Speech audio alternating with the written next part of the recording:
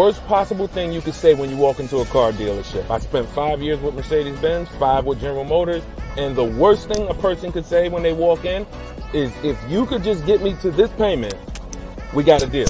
So your loan's probably still like 19, which means you got to pay to get out. You're upside down. It's called negative equity.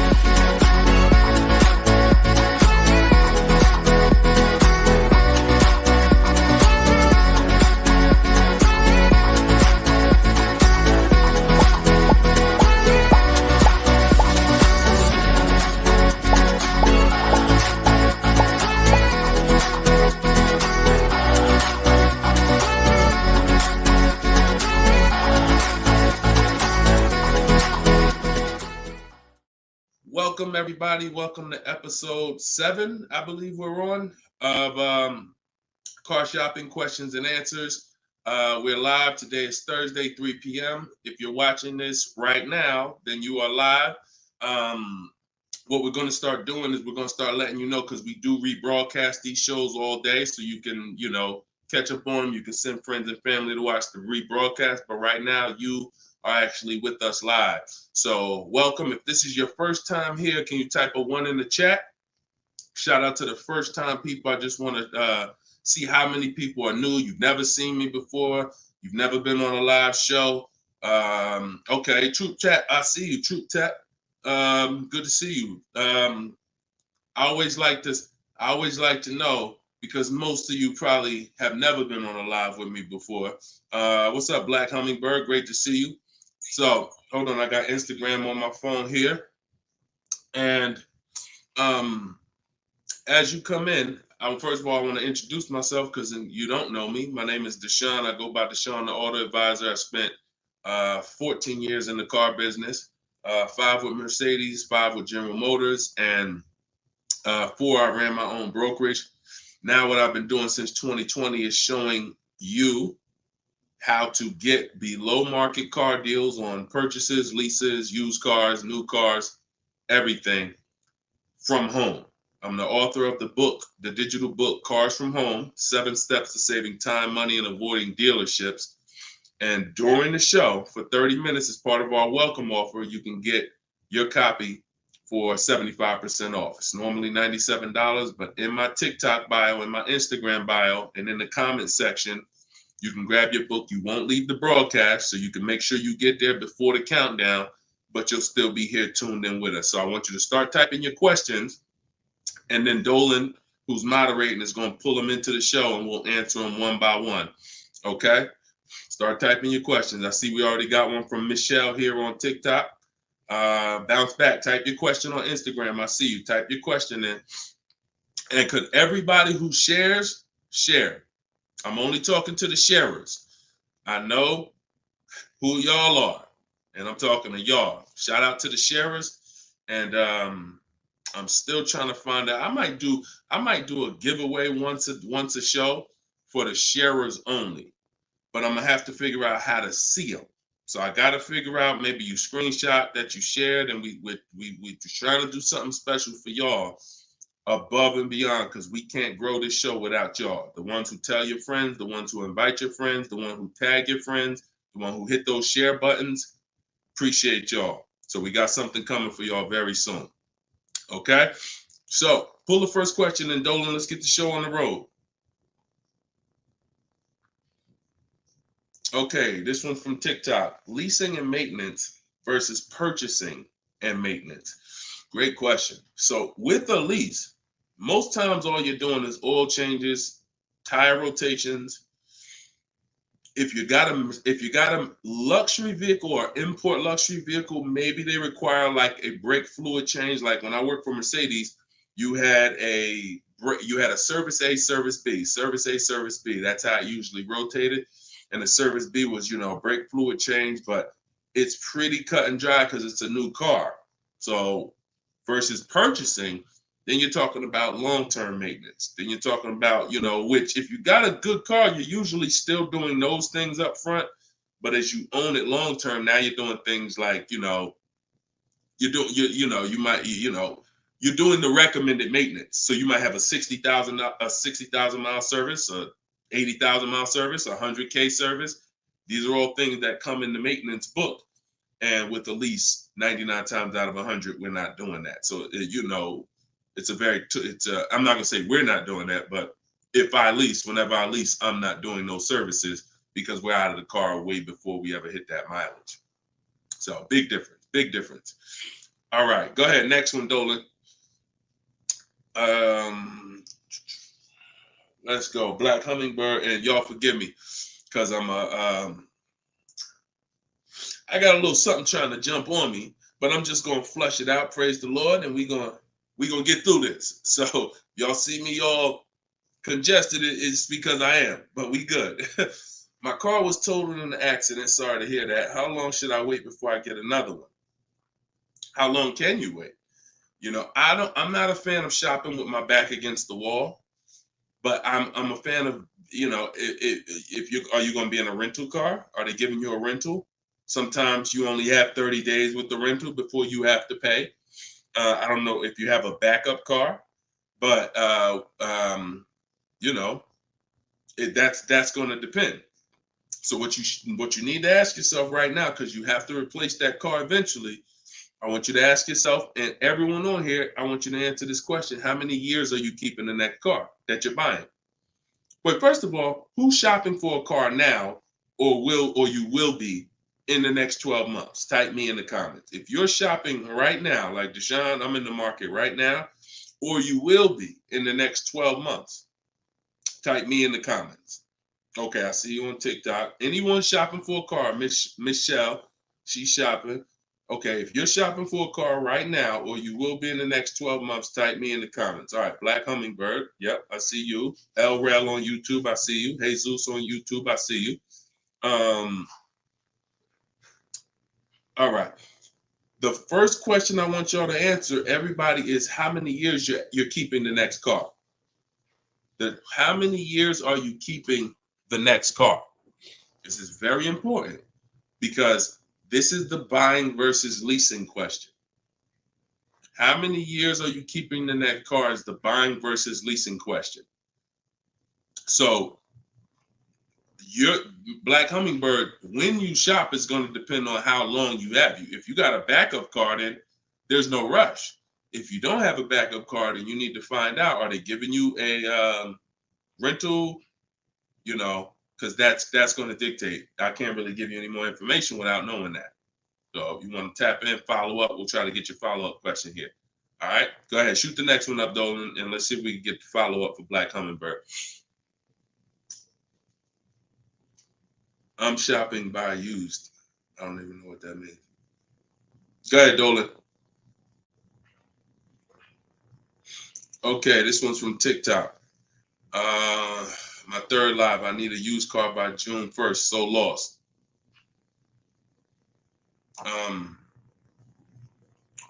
Where you lost? Everyone learns differently. So you have to ask yourself, how do you learn? There are people on these lives. We've already gotten DMs and emails saying that people use the show, they use the strategy, and they got cars. So we've only been doing these shows for a couple weeks now. That's because they can learn that way. Somebody else who can't, you got to be honest with yourself, but I give you the information in multiple different ways. In my book, if you're a book person, in my video library, it's up to you.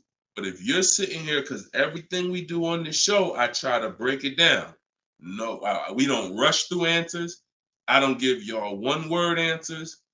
Every question, we pretty much take it and we break it down to the nth degree. And some of the things you guys have similar questions, so we've answered them on multiple shows. But you have to know how you learn in order for you to win. Okay? If you're lost here, then you could stick around and we'll continue to do what we do here. But you have to know how you learn. That's why we make information available in a multitude of ways. You see people who have my book. Some people could piece deals together with my social media videos, even though they're all different topics. Used cars, buying cash, leases, they're all different types. So you got to really piece them together. Some people do it that way. It's up to you. But don't just sit there struggling, man. Not at the cost of what it costs. Not at what it costs. All my information is available and it's affordable. Some of it's free, a lot of it is free. But every single product I offer, from my coaching program to my book, it's all affordable. So get in where you fit in, brother. That's really the best advice I could give you. All right, go ahead, Dolan. Shoot the next question.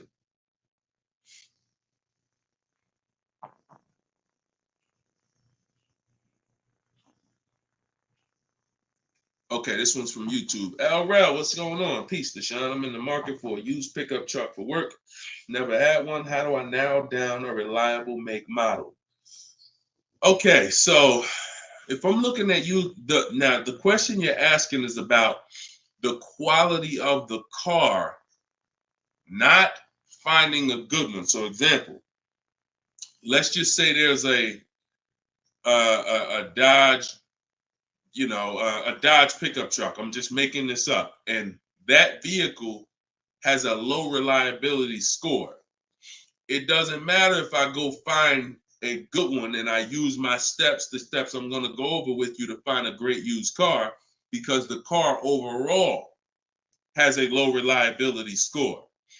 Some Nissans have a low reliability longevity score because of their transmission. It doesn't matter if you use what I'm going to teach you to narrow it down to a great one, because the vehicle overall has a low longevity score. So I think the question you're asking is, how do I find a vehicle that has a good reliable one, and then I'll go shop for it. And because we could switch it. You could have a vehicle that has a high reliability score, high longevity score, but then you got a bad one because you didn't have a process on how to get it. So I think you're asking the first question, which is top level, how do I choose some good vehicles? And that's really Google, and we have a process. It's in our shopping process where we do a reliability check on every single vehicle. It takes 5 minutes to do. You're going to type in the specific year, because years change. You might have a 2019 that has low reliability scores. In 2020, they fixed it. So we got to make sure we're adding the year when we do this Google search. But if I'm looking for a pickup, I'm looking at like a 1500, and I'm looking at, what I need. Some people need 2500 if you need heavy duty or something like that. But then what you're doing is typing it into Google, and you're looking at all the competitors. I'm looking at the Toyota pickup. I'm looking at the Dodge pickup. I'm looking at the Ford pickup. I'm looking at the Chevy pickup. And then I'm just choosing, all right, which one of those do I like? All right, I like those two. Then I'm deciding which one I'm going to like. Now, if you're buying used, you can't test drive it, because you can't test drive a used car until literally you're ready to take it home. You can't go and test drive one here, because the one you end up getting may drive totally different. That's just the way it is with used cars. So oftentimes what you're doing with used cars is you're looking at it, you're looking at videos on YouTube, but you're going to narrow it down to what you like, usually what you see in supermarkets, parking lots, on the road. Oh my goodness. Lord Jesus, help me get through this. And then what you're going to do is you're going to do that reliability check. So you go to Google, you type in the year 2019 Toyota Tundra reliability. Then you're going to skim that first page. So that first page of articles is going to tell you all you need to know. If you see low scores, if you see 7 out of 10 reliability, just skim out. Don't pay attention to any site from a dealer. This is part 4. This is in my book, because this is step 4. Because the next step after this car passes this test is now we're going to shop for it. You can't skip this. So that's why this is a really good question. Some of you are skipping the process of doing a reliability, longevity, and initial quality check on the cars you're getting. And that's why you get cars that are in the shop every 90 days. It's not because you bought a bad one necessarily. It's because the car itself has a low rating. Transmission's going out on you because you didn't do a longevity check to see that that car is known to have transmission problems at 80,000, 90,000 miles. So if you skip this little 5-minute step, it could cost you thousands of dollars. So you want to do that reliability, skim those articles. And then because you're keeping long term, you're not leasing, you're going to do the same thing with longevity. So you're going to type in 2019 Toyota Tundra longevity. And that's when you're going to see what they're saying about the car long term. Does it, transmission issues, engine issues? Sometimes it'll say right at the top, these cars are known to last 200 to 300,000 miles when properly serviced. Then then the only mission is, all right, the car itself has great scores. Now I have to find a good one. Okay? That's step one now. Okay? That's where you start. Great question. Okay, go ahead, Dolan. Shoot the next one up. All right, we got Philip on Facebook. Would you say buying or leasing is better right now? Also, what about down payment with leasing? So, all right, you should never be in a position where you're asking yourself, should I buy or lease this car? Based on what you feel. Yeah, so I feel like I should buy. No, the buying or leasing question is based on how long you're keeping the car. I have something that I do that I teach called the 8-year rule. The 8-year rule says that if you're not buying a car to keep at least 8 years, you should be shopping for a lease. Reason being is there is no way for you to get a great deal on a car if you buy it when you should have leased it. Because lease deals, when you get a great lease deal, it's so good, it's so low, it's so much less money out of pocket that it will take a buyer years to catch up with you. We did a scenario in the last show where we compared this deal that one of our students got, Frina, who uses my stuff. And anyone who's using my stuff is going to get these deals if you follow my process. It's not, you don't have to be great. You could be a bad negotiator. It doesn't matter. As long as you know how to use a computer and do copy and paste, you can get these deals. But we compared her deal, which she got at $579 a month on this $65,000 car, and we compared it to a purchase, which would be literally $900, $1,000 a month. So how do we make this decision? Very simple. If you are not buying your car to keep for 8 years, you should be leasing it, because in the middle, y'all know when I break this out, if you've been on the show before, this is the depreciation scale. This is how your car goes down in value. I know some of you have been taught, I want to buy my car, I drive as much as I want. I don't want to pay for the miles. But you're paying for your miles. Because check this out. You buy your car here for $30,000. A year later, even if you don't drive it, it's no longer worth $30,000. At best, it's worth $22,000. If you don't drive it 1 mile, it's probably worth $25,000. You lost $5,000 and you never drove it 1 mile. That's depreciation. So your car is depreciating like this. Year 1, year 2, year 3. That's why you flipping these cars, buying cars, trading them in 6 months, a year. You're losing at least $5,000, $10,000, but they'll hide it in a monthly payment. See, a cash buyer, you never do this. Some of you who are like, I pay cash, you never do it. You never buy a car, turn around, I don't like the car, I'm gonna trade this thing in. Because when you come in and they tell you, well, I know you just paid 35, but we could only give you 28. I just bought the car 6 months ago. You know what I mean? I lost $7,000 that fast? Yep, at least. You're like, all right, I'm not doing that. But with a payment, they'll hide it in the payment, and you don't understand. You just lost $7,000 in 6 months. So this is how you have to see this short-term ownership when you buy a car. My car is going down in value 20% the first year, 15% the third year. It's losing thousands of dollars.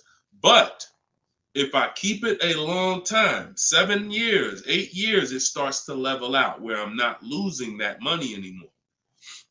If you have a car outside your house right now that you've had for more than 8 years, I want you to type the number of years you've had the car.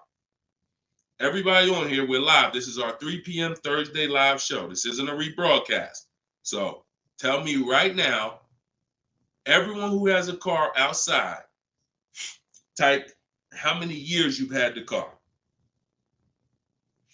How many years? If it's 8, if it's 9, 10, 12. Had somebody on the last broadcast, somebody said they had like a 15-year-old car outside. You'll notice this, Gilda, you got an 11-year-old car outside. Here's what you'll notice. Your car is no longer losing value like this every year. Your car is no longer losing value like this every year. You're going to look and say, let's assume right now, Gilda, your car is worth, I'm just making up a number. I don't know the car or nothing. Let's say it's worth $8,000. A year from now, it's going to be worth close to $8,000. Probably worth $75,000. That means you've won. So when you're trying to, when you are buying, wow, Carol's Care has a 18-year-old car outside. So that means you've won, because this is how you win with a purchase, and pay very close attention to what I'm about to say. You don't win when you pay off the car. You pay off the car, but your car's still dropping like this. You didn't win yet. You didn't win yet.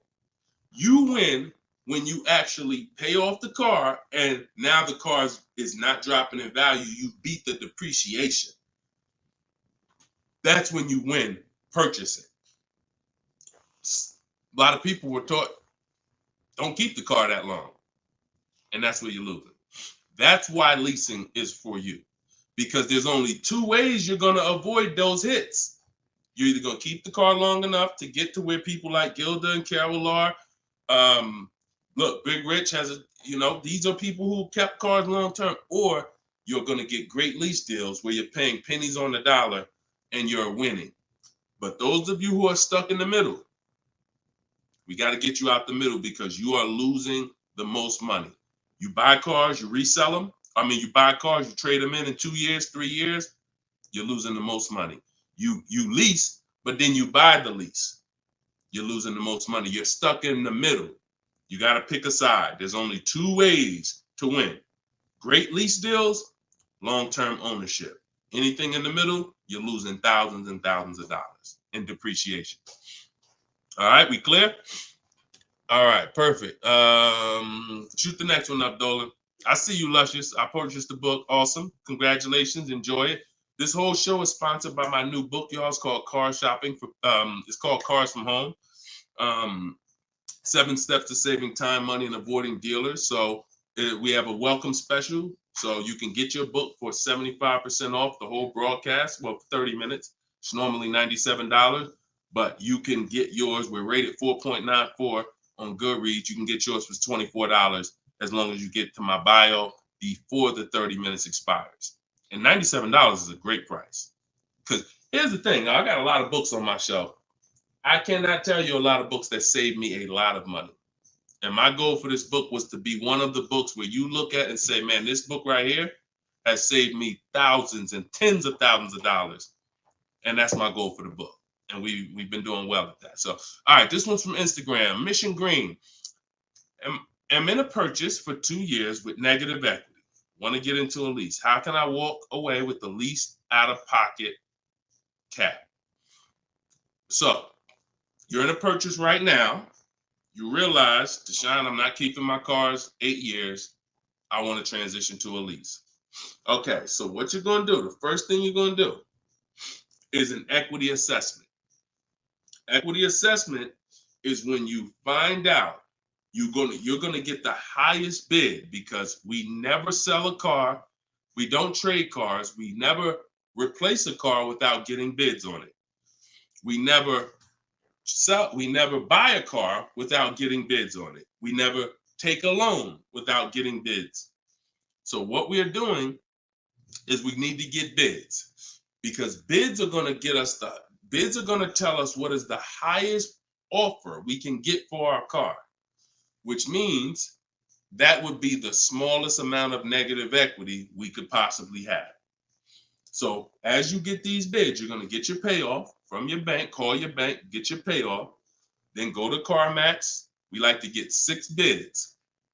CarMax, Driveway, Carvana, Kelly's Blue Book Instant Cash Offer. Do not use kellysbluebook.com. It's nothing but a marketing website that it does us no good. Kelly's Blue Book Instant Cash Offer.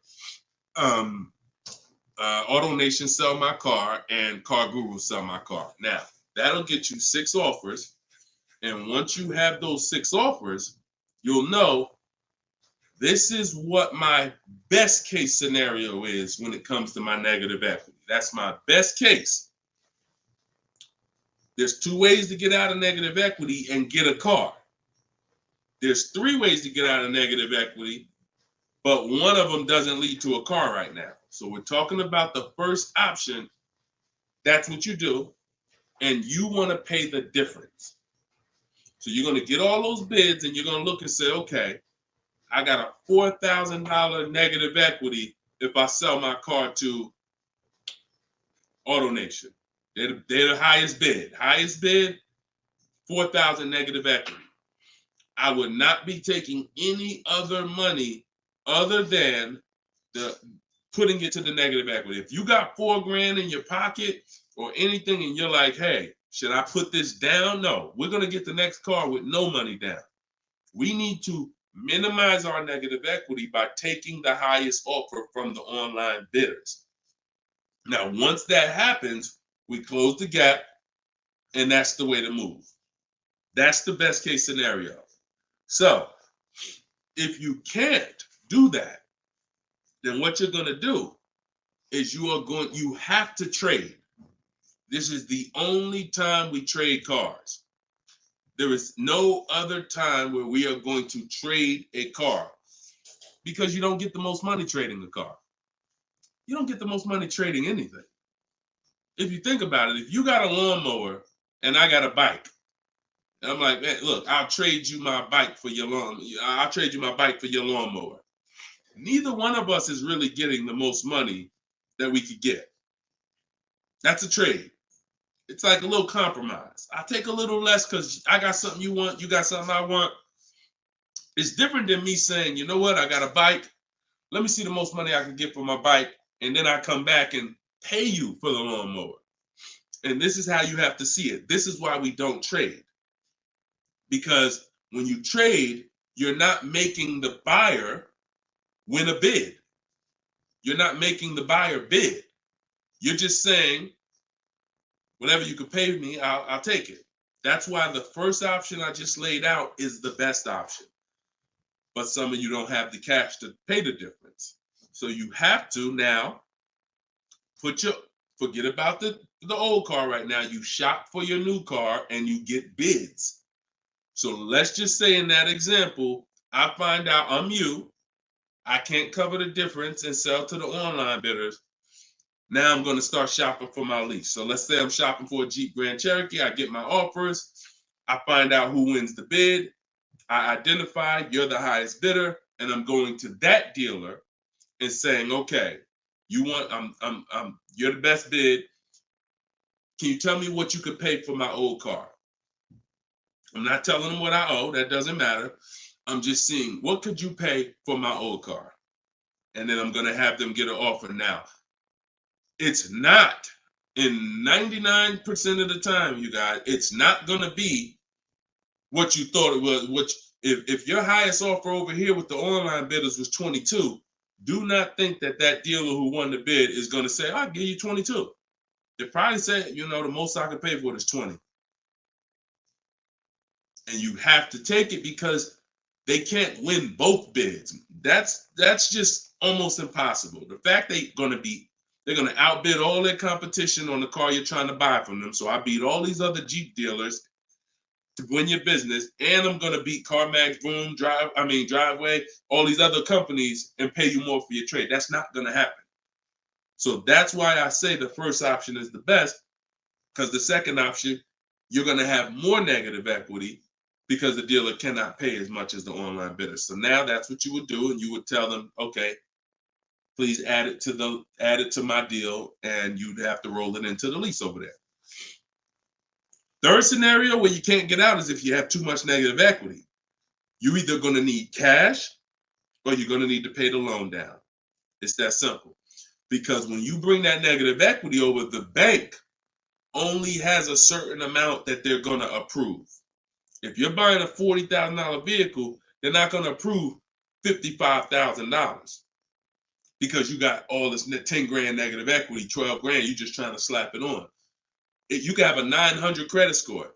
That's why I call negative equity the bad credit for people with good credit, because it can literally prevent you from getting a car. So that's when you have to pause, or you got to put money down to try to get within the loan to value ratios. And that's why I say get out of negative equity and stay out of it. And 99 times out of 100, the reason for your negative equity is you don't lease. You don't lease. You buy cars, you take out 5-6 year loans on them, God forbid longer, 7 years, 8 year loan, and then you trade those cars in before the loan's paid off. That's what's happening 99 times out of 100 to cause people negative equity. And we got and that's the cause. So I just gave you the solutions, but I also want you to know the cause. And that because you're already moving to a lease, you already understand, which is good for you. You already understand, all right, I'm not buying cars anymore until I want to keep something 8+ years. I'm going to start leasing. So this should be your last time ever having negative equity. Okay? Great question. All right, Dolan. Let's throw the next one up. Great question, Mrs. Green. Mission Green. All right. We are live, y'all. It's our Thursday, 3 p.m. live show. Shoot your questions in. Dolan's going to pull them in one by one. We're going to try to get through as many as we can. What's the best way to start about negotiating from the online price? Is this for a new car or used car? This is RT. I don't want to mispronounce your name. How do I get your book? S. Lewis, it's in the comments. Dolan, can you make sure we got the comment for S. Lewis here on YouTube? For those on YouTube, in the comment, we should have a pinned comment where you can just click it.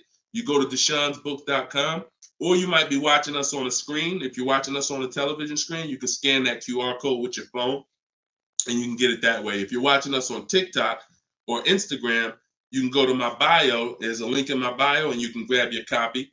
And you won't leave the broadcast. You'll still be able to hear us, but you can get your copy before that 30 minutes expires and the book goes back up to $97. Okay, when are you really live? I'm live right now, TFD. I don't want to mess up your name. So, all right. So I can't wait for you to answer, but what's the best way to start negotiating from the online price? So let's just assume you're talking about, are you talking about a used car? If you're talking about a used car, here's what you got to know. There's two types of dealers. One dealer posts great prices and sells cars very fast. That's I didn't witness this until I worked for a Lexus deal. I worked for Lexus for like 6 months. It wasn't for me. Great car, but it wasn't for me as far as the dealership. It's just I had already sold Mercedes. Mercedes was a little bit more exciting clientele because it's just a bunch of different people. There's luxury people, there's sports people, there's performance people. So I went back to Mercedes. But what I saw with this dealership is this dealership was big on volume. Great price, not going to mark the car up a lot. So if you come in thinking, or if you call thinking, hey, take $3,000 off because you're programmed to negotiate, you're not programmed to know a good price. See, when you know the used car market, which is what I teach, this is what I teach in my book, it's what I teach on the show. You need to know the used car market because, and remember what I'm about to say, this is very important. What's hurting you is you don't even know a deal when you see it. I've had people who are I'm literally making them an offer that I know the dealership is daggone my manager don't even want to do this deal, but they need it. We need the deal. We behind on our numbers. I'm selling the car. We ain't making, it's like pretty much a break even triple net deal. And they're still looking and questioning it. There's nothing we can do. And the reason why I never get in that situation, and the people who listen, if you listen to me, you'll never be in that situation, is because when you have multiple offers, you know a deal. See, the reason why those people would question if this was a deal, they didn't have enough offers. They didn't see that there's offers $2,000, $3,000, $4,000 more than the one I was making them to know confidently, Deshone, this is better than every offer I got so far. Let me take this and get up out of here. So you don't know a deal when you see one, and that's hurting you because someone who knows a deal, like me, or like somebody that listened to me, give you an example. Some of you are in the same town as some of you have my book, and some of you are actually shopping for the same car that someone else on here is shopping for. that means y'all are competing. So someone who's using my stuff and who knows a deal and who's sitting here talking to multiple dealers while you looking at one dealer slow and doing this, they're going to get that car out of before you even have a time to wonder if this was a good deal. Oh, you know what? That is a good deal. Let me call them back. That car's gone. It's gone. So that's the first type of dealer. They price the cars to sell, and they're not going to be online for more than 24, maybe 48 hours, and they're gone. The other used car dealer is dealers who price them high, and they prepare to negotiate. They're ready because they know people want to see a discount, and they're waiting for somebody like you to come in and say, okay, knock $2-3 grand off, you know. But if they're overpriced, what does it matter? If you're overpriced $3,000, $4,000, $5,000, and you take $3 grand off, you're still, it wasn't the best deal. So don't think so. Some of the best used car deals, when I bought my Infiniti truck, he literally only had $800 he could give me when I got there. I didn't ask for it when I was on the phone because, again, what I say, I'm trying to teach y'all the psychology. I don't want you to know everything that goes on behind the scenes. I just want you to know what to do. But every now and then I got to tell you why you should be doing this. When that car comes on, and that dealer knows this is the best price in the market, this car is not going to last for 48 hours. You call them and say, hey, could you do another 1,000 off? Click, not even interested. One, the car just got here. I don't know who you are. I don't know if you're serious. Listen, we ain't got no time for that.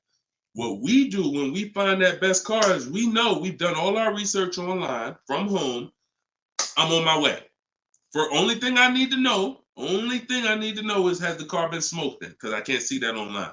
That's the only thing. We verified that there's no fake fees, because some dealers will price a car low and then they add fake fees because they want you to come without even asking them about the fees. And the second type will, hey, the car's been smoked in, and if you don't ask them, you'll get there and be like, oh, car smells like smoke. That's the only two things we verified. No bogus fees. Nope, hasn't been smoked in. I'm on my way. Then when I get there, we test drive. Car meets our test drive. All right, boom. Can you do another 500 off, 700 off? Because I already know it's the best price in the market. See, when you know the market, you negotiate intelligently. When you don't know the market, you come in, hey, listen, take $3 grand off. You don't realize you look ridiculous. I don't want you looking ridiculous saying, yo, man, I can't do it. You haven't done your research. I don't want you leaving, oh, man, that dealer don't want to make a deal. No, you didn't know a deal. And you leaving and you like, oh, man, I'm going to find somebody. So this is the science of car shopping online. This is the science. You got to be able to know, is this car the best price in the market? If so, I'm not going to ask for any discount until I get there. Because once they see me, I drove it, they know I'm serious. I know the car's the best price in the market. Hey, can you do another 500? Even if they say no, I know they won. All right, I won. But if they say, yeah, listen, I wouldn't normally do it because the car just got here, which is true. I know that. But, you're here. All right, $500, we got it. Or, hey, look, can we split it? I really don't have the room. In which case, we know they're telling the truth because we know the market. You got it. We'll do it. This is how you get below market used car deals. You don't just stumble onto them. You get what I'm saying? Is everybody clear on that? Type clear if y'all are following what I'm saying. Clear if you're following what I'm saying. You're not going to accidentally stumble into a below market deal. It takes strategy to get below market deals. If everybody could get below market deals, they wouldn't be below market deals. They'd be average deals. Does that make sense? All right, glad we clear. I see you, Michelle. All right, shoot the next question up, Dolan. Let's roll. Let's keep it going. I see you, Rose, on Facebook. All right, Blooming Chosen One from Instagram. Almost done closing at 1%. Let's go. Come on. Come on. That's what I want to hear. Come on. If y'all don't understand, Blooming Chosen One is about to close a 1% lease deal. That means her lease pay, I'm assuming that this is a woman. I can't see, so forgive me if there's no picture. She's about to close a lease deal at 1%, which means her lease payment is 1% of the MSRP, no money down. I just want to make sure it's clear, chosen one. If it's money down, it's not 1%. It should be like $400 a month. I'm giving you $400. Car's $40,000. That's 1%. So, any tips on techniques for finding great deals on insurance? I use Insurify or I use Jerry. These are apps that shop on websites that shop multiple carriers. And I know it's Kayak and stuff like that, but what I found is Insurify has like insurance companies that we don't know about. It's painful shopping for insurance unless you have something that's actually, because think about all the insurance companies around us that will want to give us auto insurance. We don't know about them though. Small companies, they don't have the advertising budgets. So you want a tool that's going to connect you with all these insurance companies, not just the big name ones that we all know, Liberty Mutual, State Farm, that got the, $1 billion marketing budget. Some of the smaller insurance companies, we want to get those offers. And so Insurify.com, I'm not sponsored by them. I just love multiple offers. So I love multiple offers. And so any tool that gets me multiple offers on anything, I love. So yeah, that's what I would say. So keep me posted. I told you I want to see your deals. See, she ain't even say what car she's looking at. That's how we know. See, people with no skills, all they talk about is the car. Just got the new Range Rover. Yep, just treated myself. Retirement gift. All they talk about is the car. And I'm not stepping on your toes, but you like Deshone, that's me. That's me. I know who I'm talking to. When you start getting skills and buying cars, making people bid 90 minutes from home, using my systems, the first thing that you're excited about is the deal. The car is second, but the deals, once this deal's closed, now I'll get excited about the car. All right, good job. Great job. I love it. Go ahead, shoot the next one up, Dolan. All right, from TikTok. Is it true that there is no need for down payment? That if you do it, it goes to the salesperson's commission. If you do it wrong, if you are doing a down payment, it's between you and the lender. If you go in and you're a payment shopper, then your down payment is usually going to go to commission. A payment shopper says things like, how much does that car cost a month? Okay, that's a little high. Could you get it to, could you get it like under 6? That's a payment shopper. No idea about the numbers, just talking about payments. If you stop doing that, and if you've done that, see, I don't want to, look, I hope we're building a community here where people could be honest. If you've done that, type ouch in the comments. If you've gone into a dealer, looked at a car, and said, how much those run a month? What kind of monthly payments are on those? And I know that there's some people who are not gonna be honest, but this is how a lot of people shop. It's a payment thing. Yeah, okay. I appreciate it. I see. All right. I see we got some. All right, we got some people being honest in here. I see you. I see you, Michelle. I see you, Bye Lion. Not Michelle. So that's where you get in trouble. So what do you do outside of that? You separate the payments from the car. The payment you handle when you're shopping for, look, Byron on YouTube said, ouch, just experienced this past weekend. It's terrible out here. It's great out here for us, okay? It's terrible when you have no strategy. It's terrible if you're winging it. It's great out here for us. And I'm not even saying that, underplaying that. Like, I've been doing this so long, and I got just so many people that done learn from me, and so many people getting cars. I got a private group, so I get to see this stuff. You know what I'm saying? If you guys been on these shows, I share people's stuff. I share Tope stuff, Greg's deal. This is our book, 4.94 on Goodreads. Get your book 75% off, or you can wait and miss the 75. You can pay $97. Either way, it's worth it. Either way, but $24 is better than $97. In my TikTok bio, you got 30 minutes, or in my Instagram bio. But check this out. Kimberly's deal. She saved 20 grand off her Maserati. Look, Bonita, Middle of the pandemic. So we've been hearing since we started this whole thing, yo, it's terrible out here. Man, there's no deals out here. Middle of the pandemic. Look, December 2022. Blood in the streets. Kia Telluride, one of the most popular vehicles of the last 3 years. Bonita, from home. Kia, 2023. 600 down, 600 a month. People paying $800-900. It's people right now that's going to watch this broadcast that has this particular car paying $700,000-$900,000 a month for it. This same vehicle. So, Charles, Hyundai Palisade, top 5 most popular vehicles the last 5 years in this category. Look, $597 a month, $48,000 truck. So it's what you know. In fact, it's what you don't know. So I would tell you, yes, when you are winging it, when you shopping, when you just winging it, yeah, Byron, it's gonna seem like, man, it's horrible out here. When you step back and start using my bidding systems and letting these deals come to you, letting loans come to you, you're gonna feel like you're in control. You call the shots. Okay? So that's what I want everybody to know. It's all perspective. You know, somebody who's never had a fight in their life may be like, oh, shoot, I'm gonna lose this fight. Mike Tyson, he's not worried about losing a fight. And I hope he's not throwing this fight. So, another end. It's all about what you know. You learn better skills, you get different results. You keep the same skills, keep shopping like our grandparents shop, keep shopping like our parents shop when there was no internet, keep shopping like it's 2005, you're going to get those same results. All right? Everything I'm talking about, y'all, is in my book. This whole show is sponsored by my book, Cars from Home, 7 Steps to Saving Time, Money, and Avoiding Dealerships.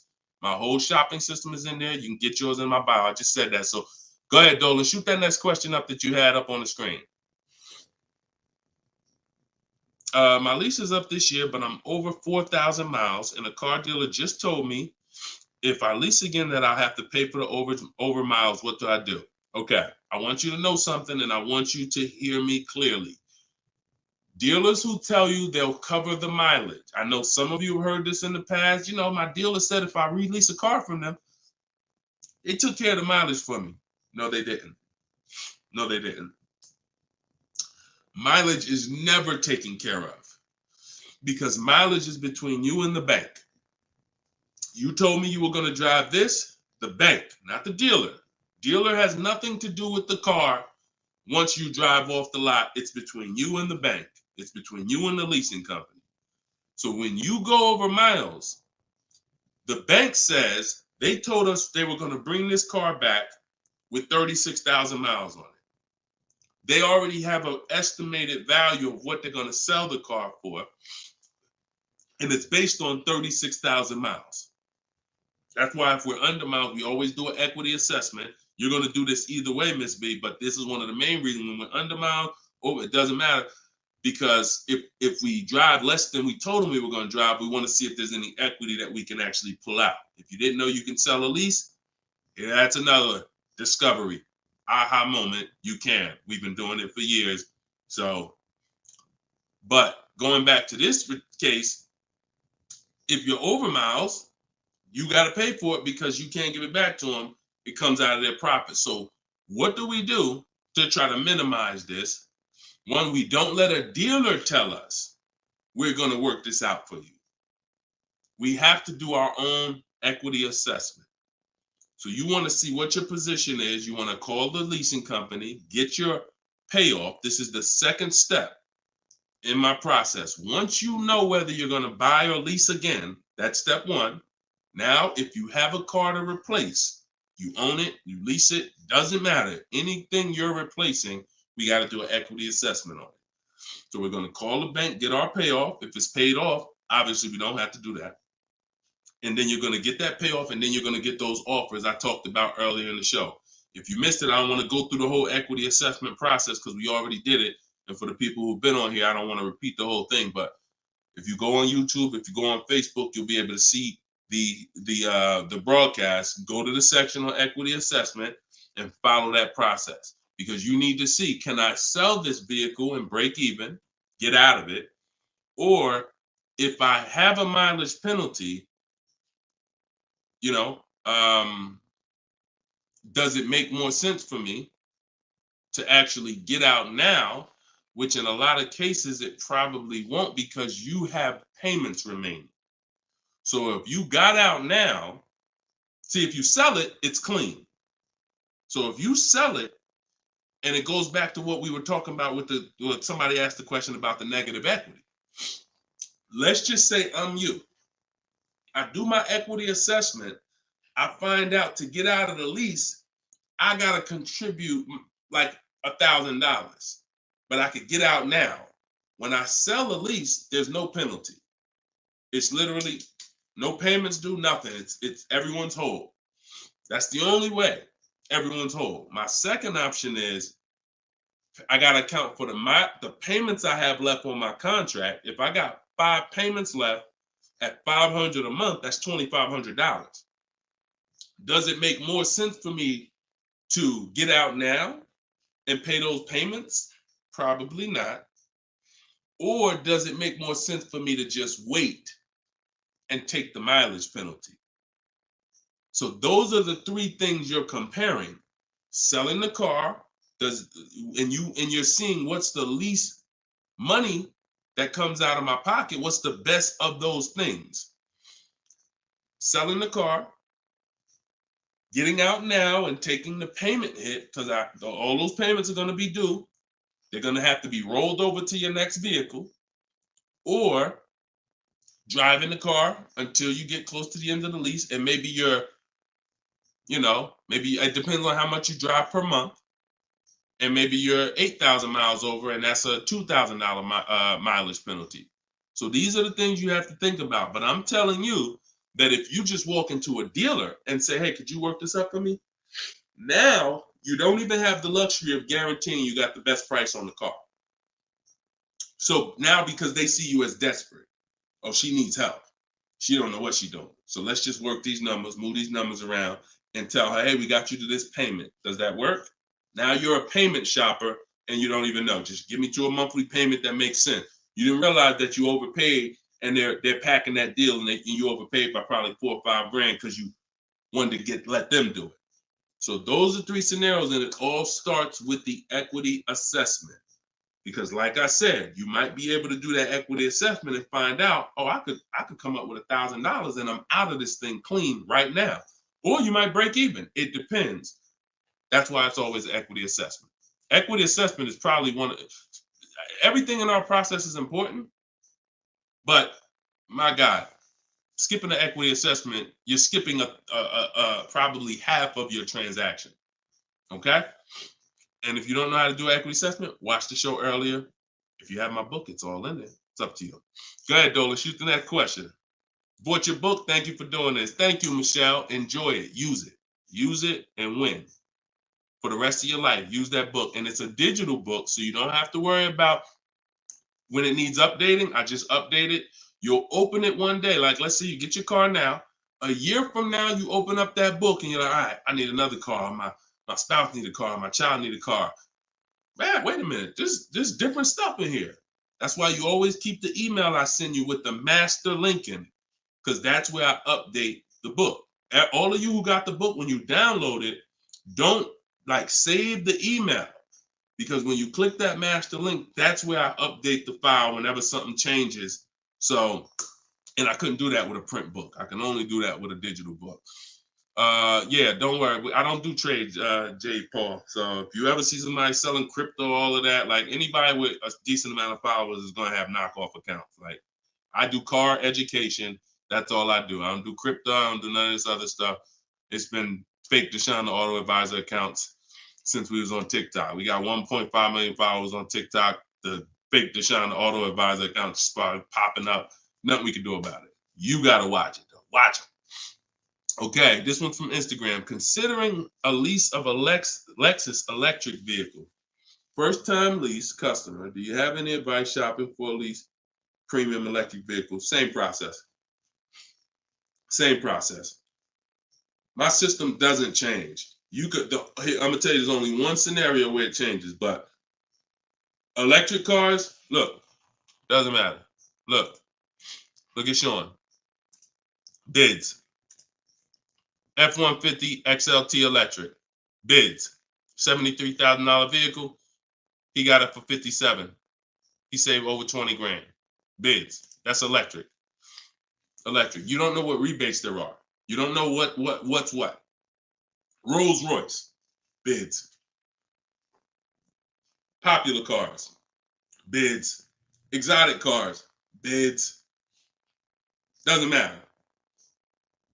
Process is the same. The only time that bidding is not called for when purchasing the car is with Tesla or any manufacturer where the price is set. No matter where you go in the country, it's the same price. You buy Tesla in New Jersey, same price in California, same price in Minnesota. One price all around the country. You order the car.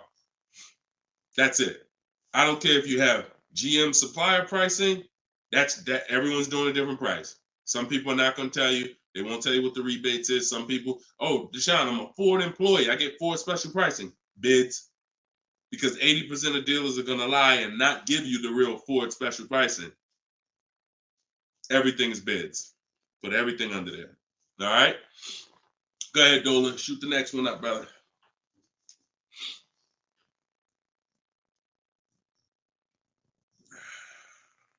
No, you don't bid. You don't bid, Coco. You're making people bid. This one bounced back Brian from Instagram. What's up? Hey, bro, I recently financed the BMW 330M, but the problem is they gave me a high APR. Sounds like a payment shopper. Listen, we got to take responsibility. You accepted a high APR. Now, how do you get out of it? Only way is to refinance. You can refinance or sell a vehicle. And so bids, what we do is, see, now let's just say for an example, you use our system we call the bank bidding war. Bank bidding war is 3 rounds. We check to see if there's any special interest rates. 1, no special interest rates on the car with your BMW 330M, probably not. You never know. But then if there's no special interest rates, we go and we get bids and we find a dealer that's going to sell us the BMW M for the lowest price. And it doesn't matter, popular cars. I had a young lady earlier this year. Well, no, that was last year. She was looking at the brand new X4M, redesigned, just redesigned, brand new body style. She got her offers. Best offer was $3,000 below MSRP. Worst offer was like $5,000 over MSRP. Brand new, newly designed, fresh in the country. No one's ever seen it. Bid, she got $3,000 below MSRP. When people are paying thousands more than that. So it doesn't matter the car. Now, once we, but that's that's the part where I say you separate the loan from the car. You separate the loan from the car. We find the dealer who's going to sell us the car for the lowest price. Once that's done, now this is when we talk about the second round of the bank bidding war, which is my bank, my credit union, online lenders, not the dealer yet. The dealer is round 3. The dealers' banks, the dealers' credit unions, that's round 3. That's the final round. Second round is I'm coming home, getting my bank, my credit union, online, giving them my information, going online, car loans online, looking at everyone that I can find that gives car loans in my area, letting all these people run my credit, because if you do this right, it doesn't affect your credit other than one hard inquiry. It shows all the inquiries on your report, but when you rate shop using the bank bidding war strategy, at the end of the window, it only weighs on your credit like one hard inquiry. But you got to do this in this small window. Takes 2 days. First one is all of those bank, that's the round 2. So now let's say my best rate from that round 2 is 7.9 interest rate. Okay, round 2's done. Now I'm calling the dealer who won the bid, who has my car waiting. I already reserved it. And I'm saying, okay, my bank or this bank gave me 7.9. If you guys can beat it, I'll give you the business. Now round 3 starts. with the dealer going to work. That's when the dealer's bank. See, the problem is the dealer was your first offer for financing, or one of your first offers. The dealer, when properly done, is our last offer. And so if he came back and at the end of those rounds, 8.99 was the best rate, you wouldn't have a question. You wouldn't be questioning it. You wouldn't be saying, oh, man, how do I get?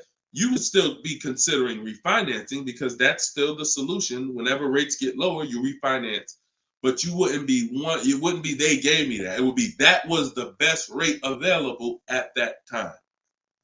So that's why you need to get bids for future reference. But in your case now, all you can do is find somebody to refinance the loan. And that's what you do. Type in car loan refinance online. Call your bank, call your credit union. Hey, I'm looking to refinance and see if they can be 8.9. Okay. For future reference, though, bank bidding war. Okay. And that's, we gotta, we need to, I want to get you to the point. You gotta, it's up to you. Use this. Everything I'm telling you is simple. Nothing I'm telling you is rocket ship building. This is all simple online processes from a computer. We got grandmothers doing it. We got introverts doing it. Doesn't matter. We don't even talk. Has anybody heard me say anything about talking? No.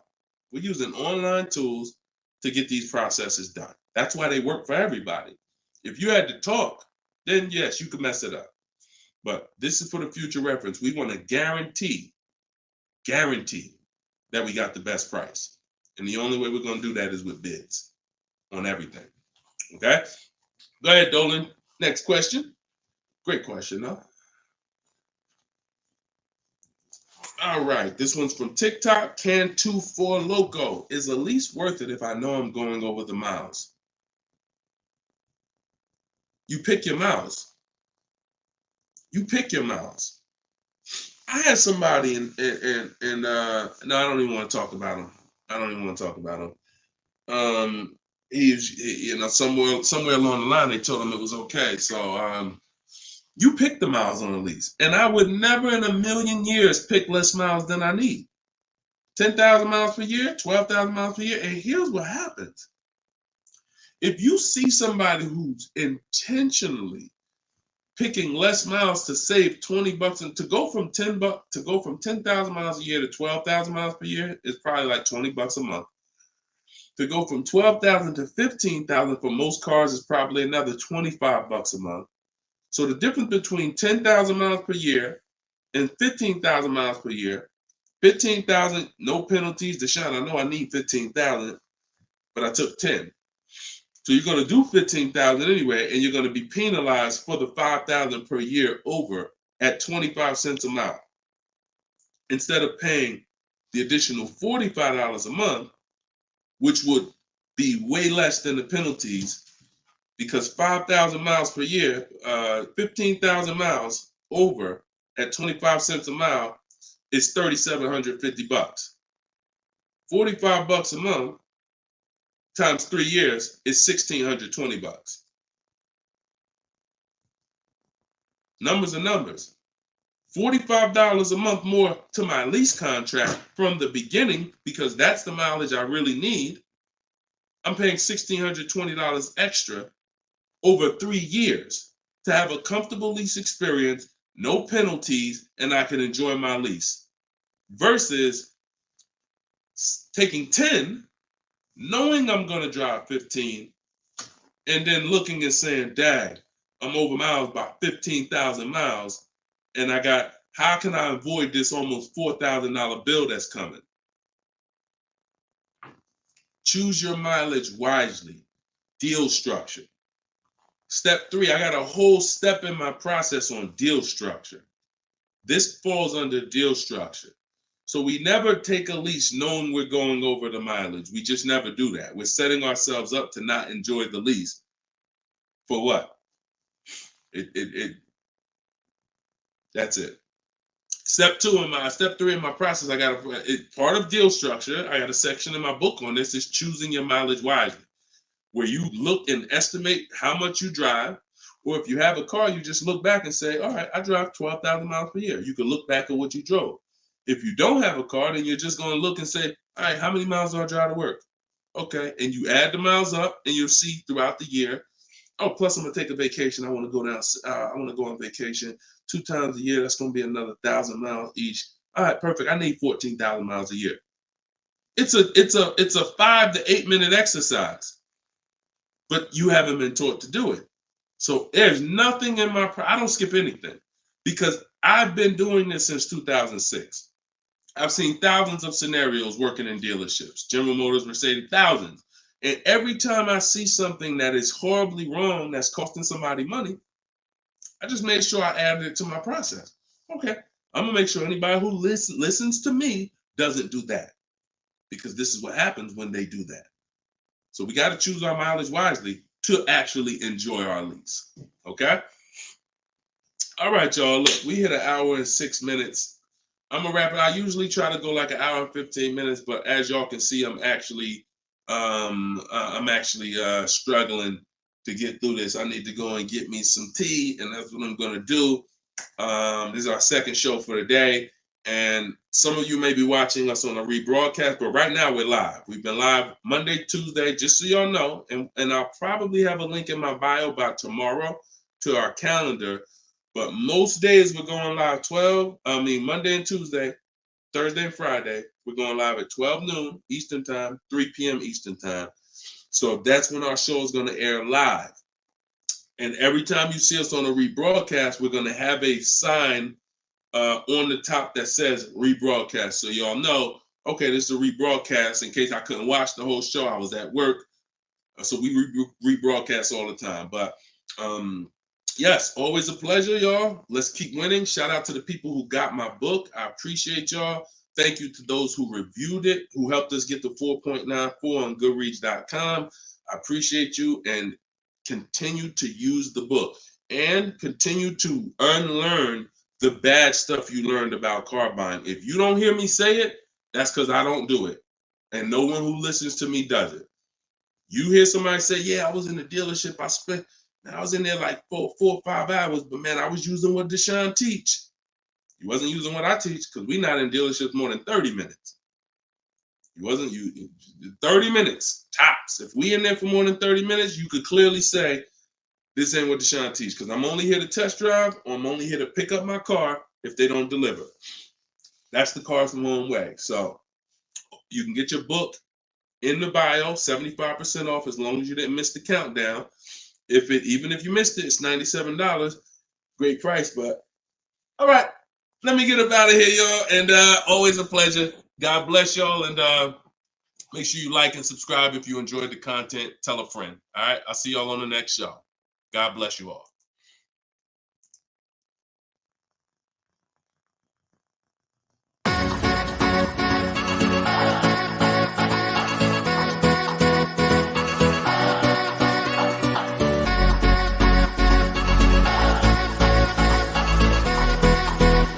The worst possible thing you could say when you walk into a car dealership. I spent 5 years with Mercedes-Benz, 5 with General Motors, and the worst thing a person could say when they walk in is, if you could just get me to this payment, we got a deal.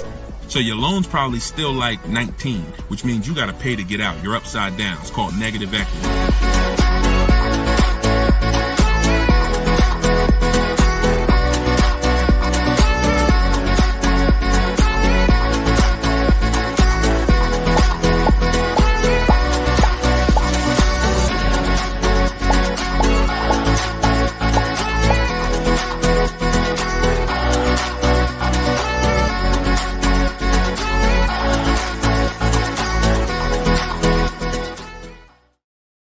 What is going on, everybody? Welcome to episode 9. Maybe episode 8. Either way, I'll make sure the right episode is in the comments. But welcome to Car Shopping Questions and Answers. This is our live show. It is Monday. This is our noon show. We want to make sure that you know when we're live and when we're rebroadcasting.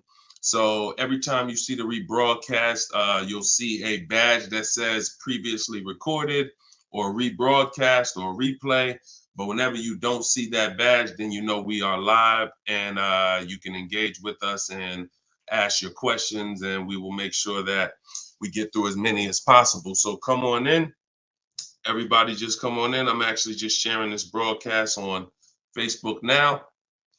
And on TikTok, welcome. I see you, Claudia. I see you, Dreamer. You guys can start typing your questions in.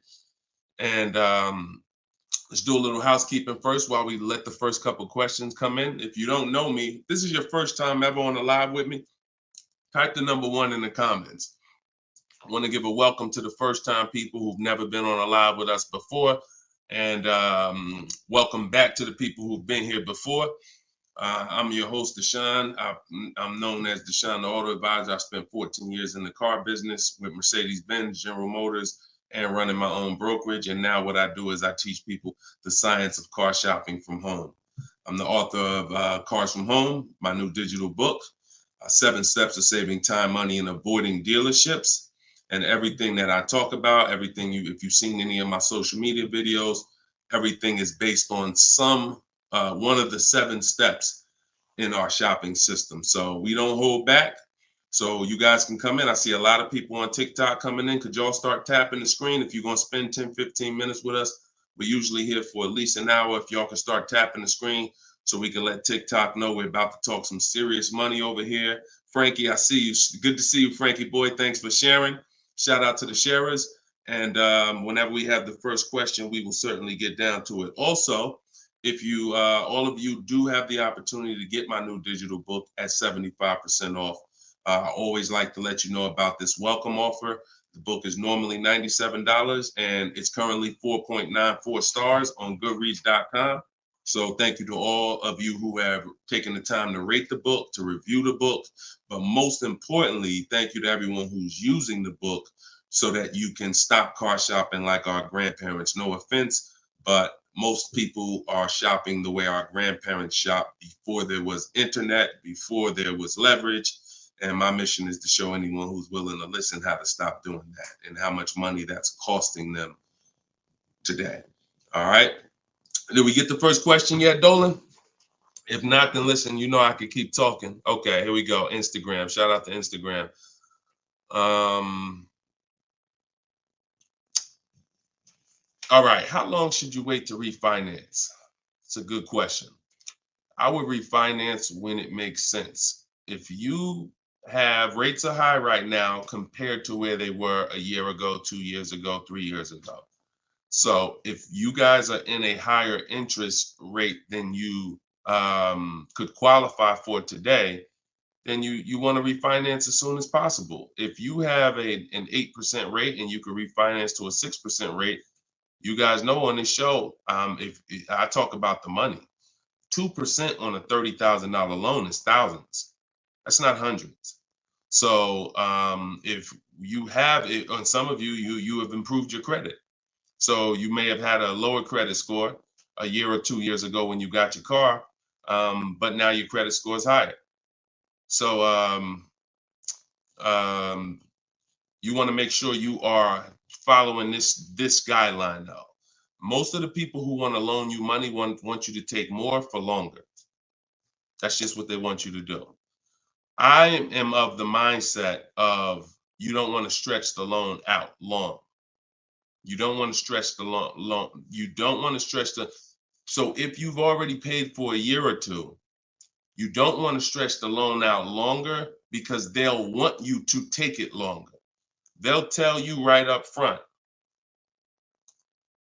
if you take a 6-year loan, your payment's going to be this. Meanwhile, you've already paid for 2 years. Don't fall in love with the new lower payment.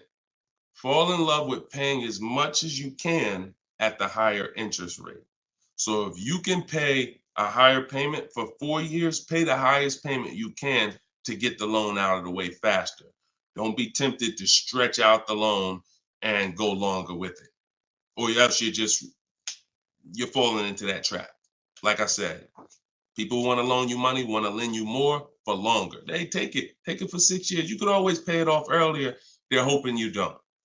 Okay, so that's typically the rules of thumb that I like to follow. All right. This is from Instagram.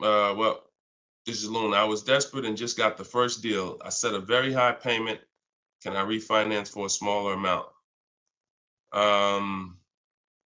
Luna, weren't you on the show a couple days ago? I was desperate and just got the first deal. I set for a very high payment. Can I refinance for a smaller amount? It's probably going to be early for you to do that. Did you? Hold on one second. If you hold on, let me open the Instagram comments so I could actually see. I know Dolan's bringing the comments to the show, but I want to make sure I could actually see the Instagram comments. Hold on. Okay. So because if you just got the vehicle, I mean, you could try to refinance, but it depends on how high of a rate they gave you compared to what you could have gotten if you would have followed like our bank bidding war process. You bought a brand new 24 Mitsubishi. Okay. Haven't you been on the show, Luna? This isn't your first time, right? You've been here. You've been with us for a couple. You've been with us for oh, it was in December 2023. Okay. I appreciate it. Thanks for the information. That's why I wanted to see the comments so I could actually have the dialogue with you. Yeah, I mean, that's all you could do. You could try and you could try to refinance online. You can go on Google and type in auto refinance online and start to see what those companies look like and see if but you need to know your rate, and then you need to know what the companies that'll refinance you are offering you and see if it makes sense. If you got a higher rate than you could have gotten, then certainly you can refinance. If they got you the best rate that you could qualify, then you may have to wait a little longer, but usually, it doesn't hurt you to check, especially if you're in a considerably high interest rate. You certainly want to see if there's a possibility, because like I said, 2 points, 3 points on an interest rate is thousands of dollars, not hundreds. All right, TikTok, y'all gonna spend some time with us. Can y'all tap the screen and shoot the likes up if you're gonna talk money with us? Here's the thing, y'all. I'm gonna be honest with y'all. Y'all know I've been this way from day one, and I can't be any other way. I'm considering, and some of you know, I'm gonna tell y'all a story because I'm gonna keep this real, real, real, right? So in 2021, we did a podcast. It was called the Auto Advisors Podcast. The Auto Advisors Podcast got 10,000 downloads in the first 90 days, which was a great metric for a new podcast. I stopped it. You know why? Because we're in the way the podcast is, and I'm just keeping it 100% with y'all. I'm never going to stop doing the information, but if people don't engage with the show, then we'll just keep the rebroadcast going. The rebroadcasts are great. I'm 100 for my lifestyle, for my getting the information out. We do tons of free social media videos. I just don't want y'all to be questioning, Dad, why Deshone not doing the live show anymore? Because the live show needs to make sense. I've been telling y'all to share. I look at the shares. I see the people who come regular. I see not a lot of people share. All good. I just want y'all to know that when you can't ask the questions and you got to just do the rebroadcast, that's going to be the reason why. That's really going to be the reason why. Because we can sit back and we can let this live stream go 24/7. I love it. Dolan runs it. It's great. We sell a lot of books throughout the day. People get their questions answered. It's great. If y'all like Deshone, I would really like to ask questions and have the opportunity for my family to ask questions and get their questions answered, then y'all gonna have to show up. Y'all gonna have to show up. It's always been that way.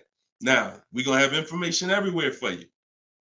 Free social media videos, my free masterclass is in my link in my bio.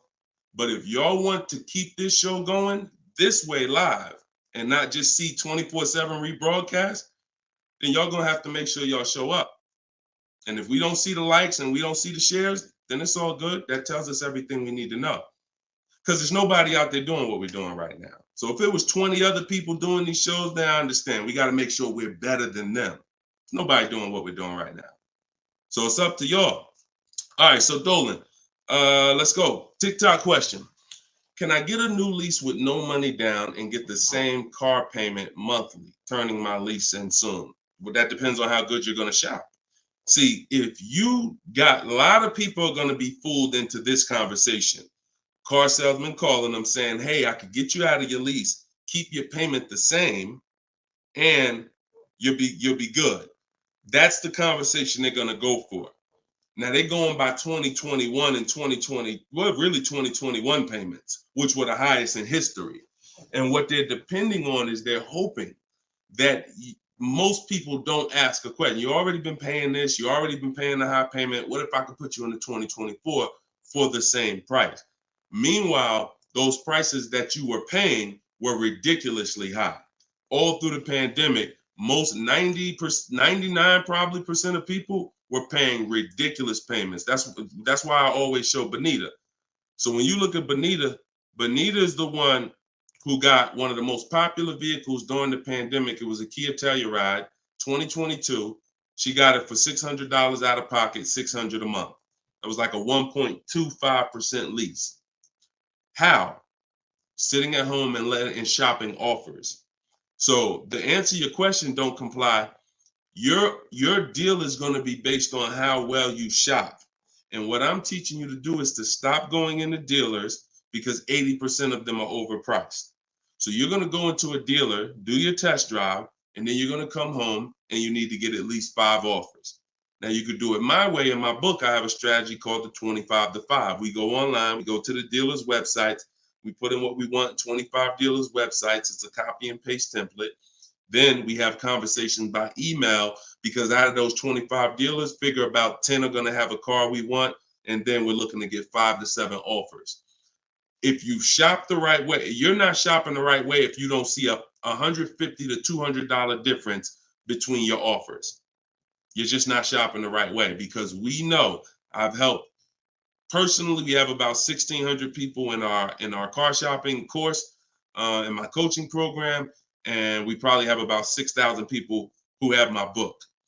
That's enough data for us to know when people send me their deals, 80% of dealers are overpriced. What's the message then?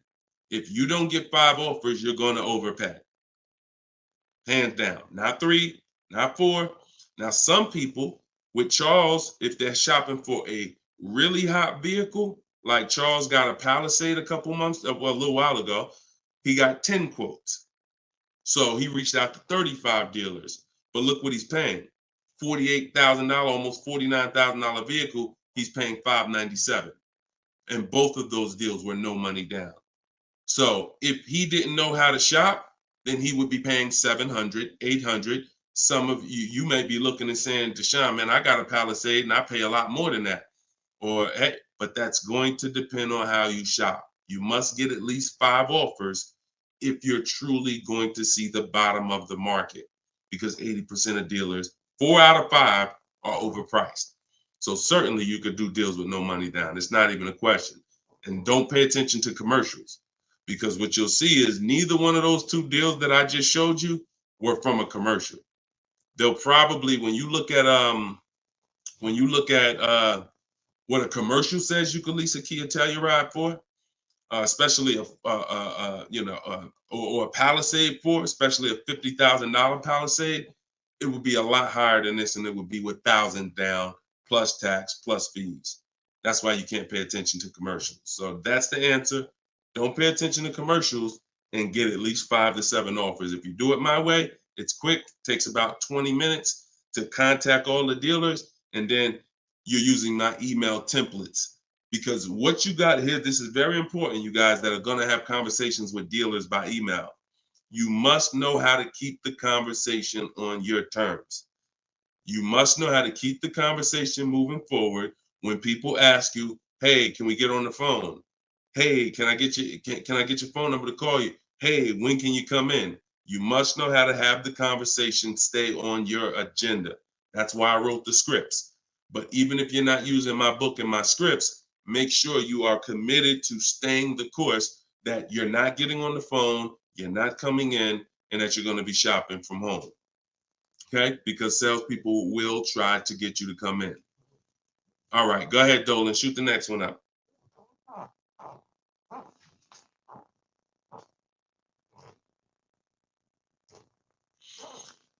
Okay. Hi, the dealer wants to run my credit card. I just watched one of your videos and you said don't let them do that. They want to run your credit card for what?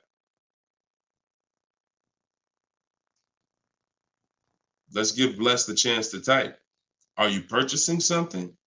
They want to run your credit card to run your credit? Or did you mean they want to run your credit? What are they trying to run your credit for?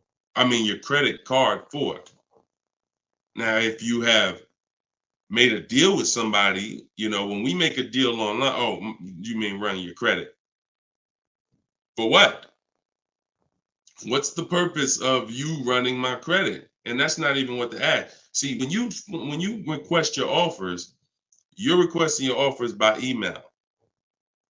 And we're always telling them assume tier 1 credit. There's nothing else for us to focus on.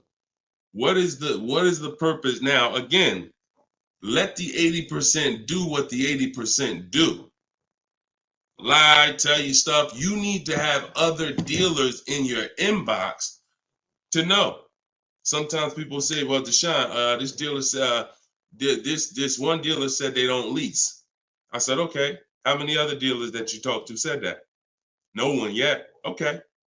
When 80% of them say that, that means they don't lease that car. One dealer, they might be having customers come in, don't know what they're doing. Oh, yeah, no, you know, we don't lease. Oh, okay. Well, I guess how much is it to purchase then? So let the 80% do what the 80% do. When we shop by the numbers, and when you shop by the numbers, you win, because if this dealer lies, the other dealers exposed that they lied. So one dealer says I can't lease, and then 4 other ones give me a lease offer. Clearly, you were lying. So don't worry about what one dealer says ever. That's why you need to be having multiple conversations at all times. Trying to get my payoff, my car finance. Shoot Jerry's. Can you put Jerry's question up from Facebook here, Dolan? Okay, trying to get my payoff. Thank you, Dolan. My car finance company says contact dealer. Should I contact dealer? What the heck kind of broke leg, half-wit finance company you with if they telling you call a dealer for your payoff? What's the name of the company? What's the name of the company? You got to realize how the banks is in bed with some of these dealers, and you're going to understand that. The dealers couldn't have did Hyundai.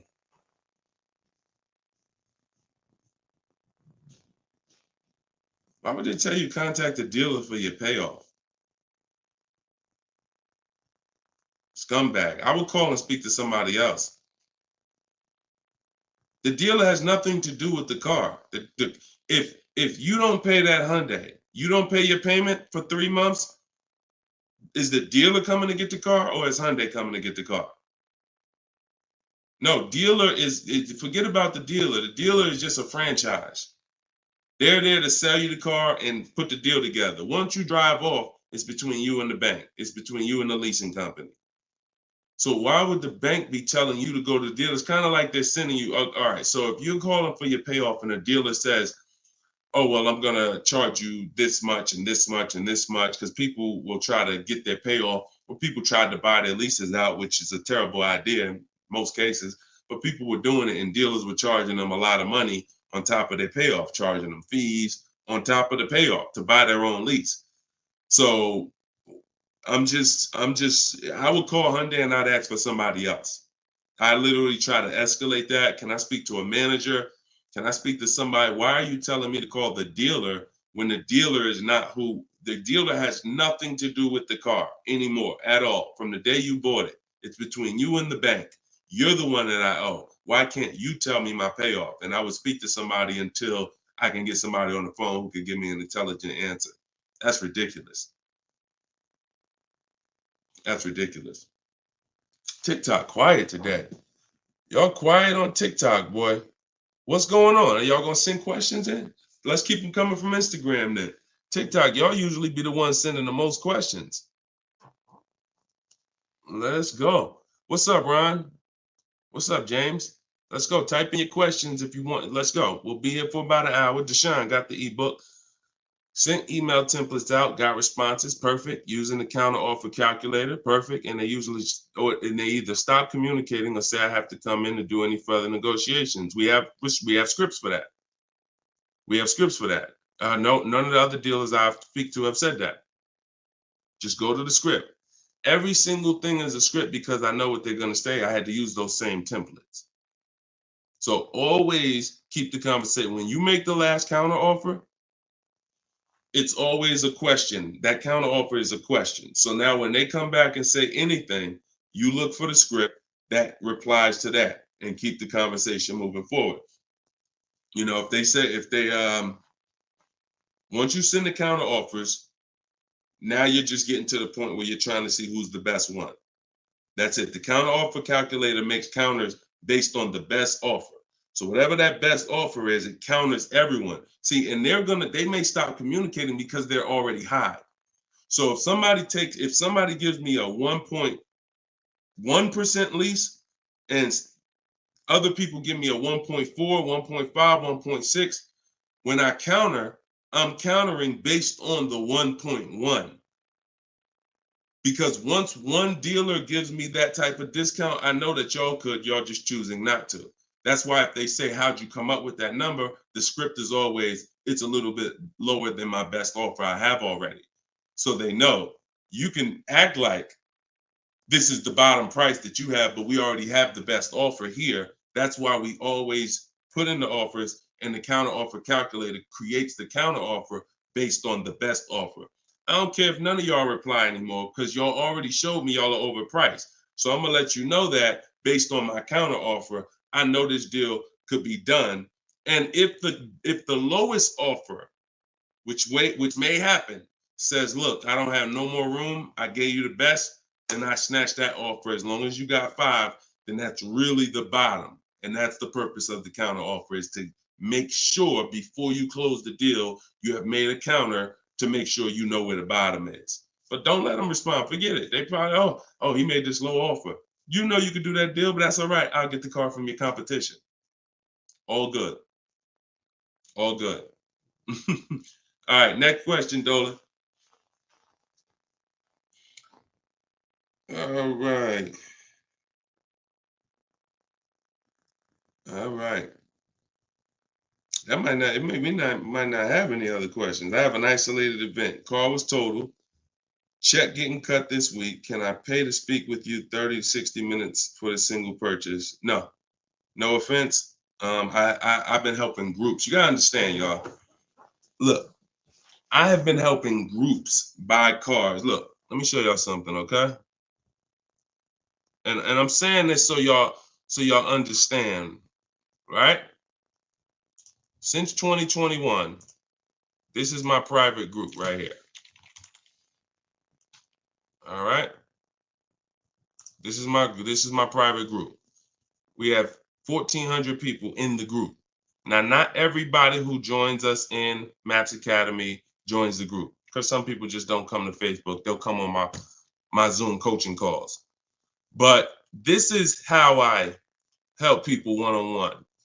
Not even one-on-one. This is how, when you see, can everybody see this? I just want to make sure everybody can see this. This is how I work with people. If you're getting my book, you got my book, you got my strategies. This is what we've been doing. Look at the dates. Look at the dates on these cards. All recent. So I don't work with it. It makes no sense for me to work with somebody one-on-one. I don't have to. The people who have been in my group since 2021, we get to the deals, because there's no situation that you're in that's a special situation. I guarantee you that. It doesn't matter. I've had thousands of scenarios.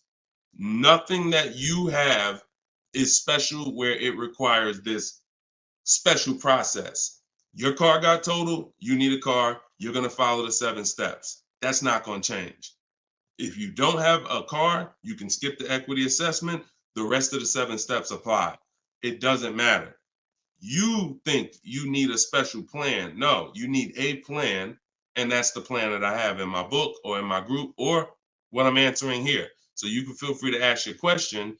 But your situation, this is very common. There's probably 1 million people around the country in your situation right now. Car was totaled, need a car. Common, very common. I know it's like overwhelming for you, not for me though. Super common. Okay, yeah, check your spam, Jerry. Check your spam or your junk folder. All right, Troop Tip. You see that question from Troop Tep on TikTok, Dolan? Unless you got something before that. All right, another one from Instagram. I'm looking to get an electric vehicle, and I'm not one to keep cars. I'm interested in getting a lease, but don't really know how the process works. You must get bids. You must get multiple offers, or you're going to overpay. Electric cars, doesn't matter. Same process. Bid, exotic cars. When you look at, Sean's getting an electric truck. He probably got it already. But he sent me this message, and he was looking at a $73,000 F-150 Lightning. He ended up getting $20,000 off the truck. Now he's buying it. He's not leasing it. So, Taupe had an electric BMW lease. She got a BMW i4 e-drop, $54,000. She got her bids. She ended up saving $8,500 total with the rebates and the discount. She's paying $690 a month for a $54,000 vehicle. So these deals that you're seeing, these are real deals. These are below market deals.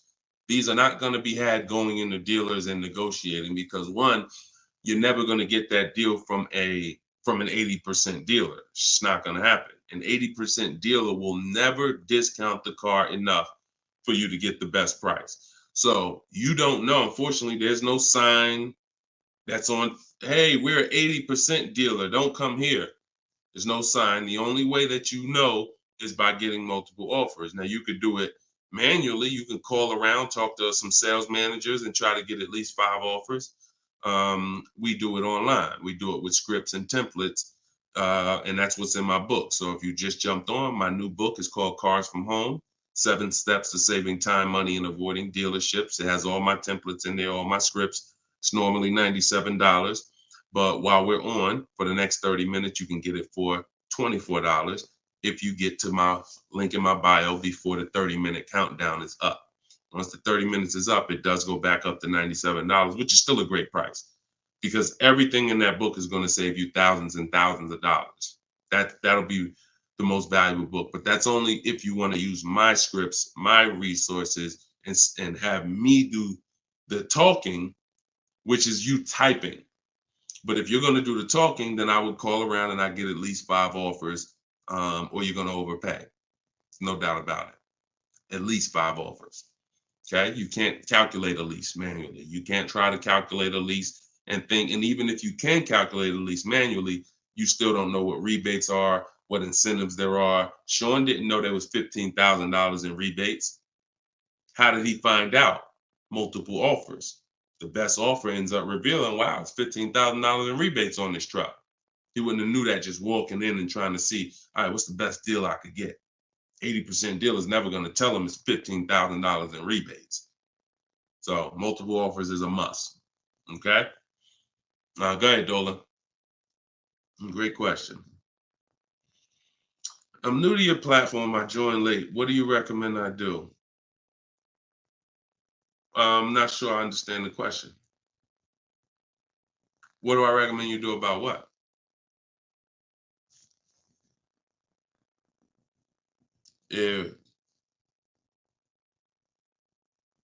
Yeah, Troop Tap.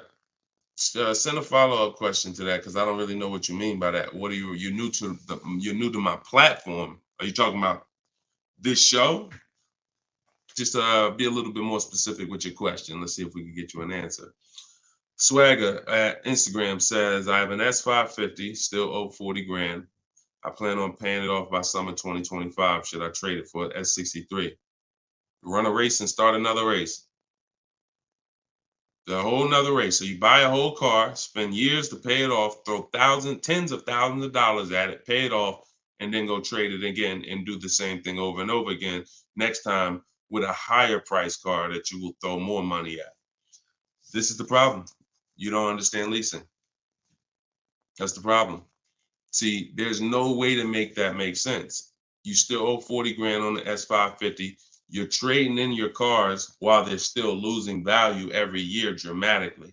This is what we call the depreciation curve. If you've been on the show, you've seen it before. If this is your first time, this is how you understand what's going on with your car. This is the unseen expense. So when you buy that S-Class, it's losing thousands of dollars every couple months.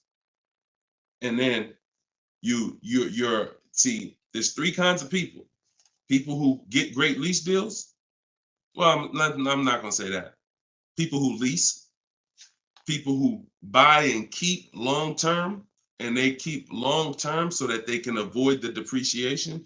And then there's people who are stuck in this middle right here. This is 2 years, 3 years, 4 years, 5 years, 6 years, all right here, when your car is losing the most money. So what you do is, see, it has nothing to do with how you paid for it. You can pay cash, doesn't matter. When you take a loan, now you're financing this depreciation and you're losing more. But when you say, all right, I bought this S-Class, now for the next 6 years, it's going to lose tens of thousands of dollars, and then I'm going to turn around and I'm going to trade it. You never get to a point like where you can win for the purchase. See, some of you have been taught paying off the car is the win. No, it's not. Paying off the car is not the win, because if the car is still losing value like this, if this is the way it's still depreciating, and you get rid of it anytime while it's like this, you lost. You lost. The key is to keep the car so where the depreciation starts to look like this. So now, if you were here and you had a 10-year-old S-Class or 11-year-old S-Class, maybe it's worth 10 grand. And maybe a year from now, it's worth 9,500. It's not losing that much value anymore. You've outlived the depreciation. That's when you win. That's the purpose of the purchase. There's nothing else important about purchasing because it's expensive. There's nothing else important about purchasing.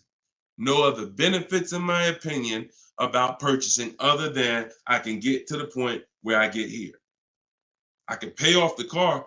What does that matter? It's still depreciating. I'm losing thousands. Now I'm gonna go trade it in, and I'm not gonna get anything for it because I'm replacing the car in its deepest depreciation phase.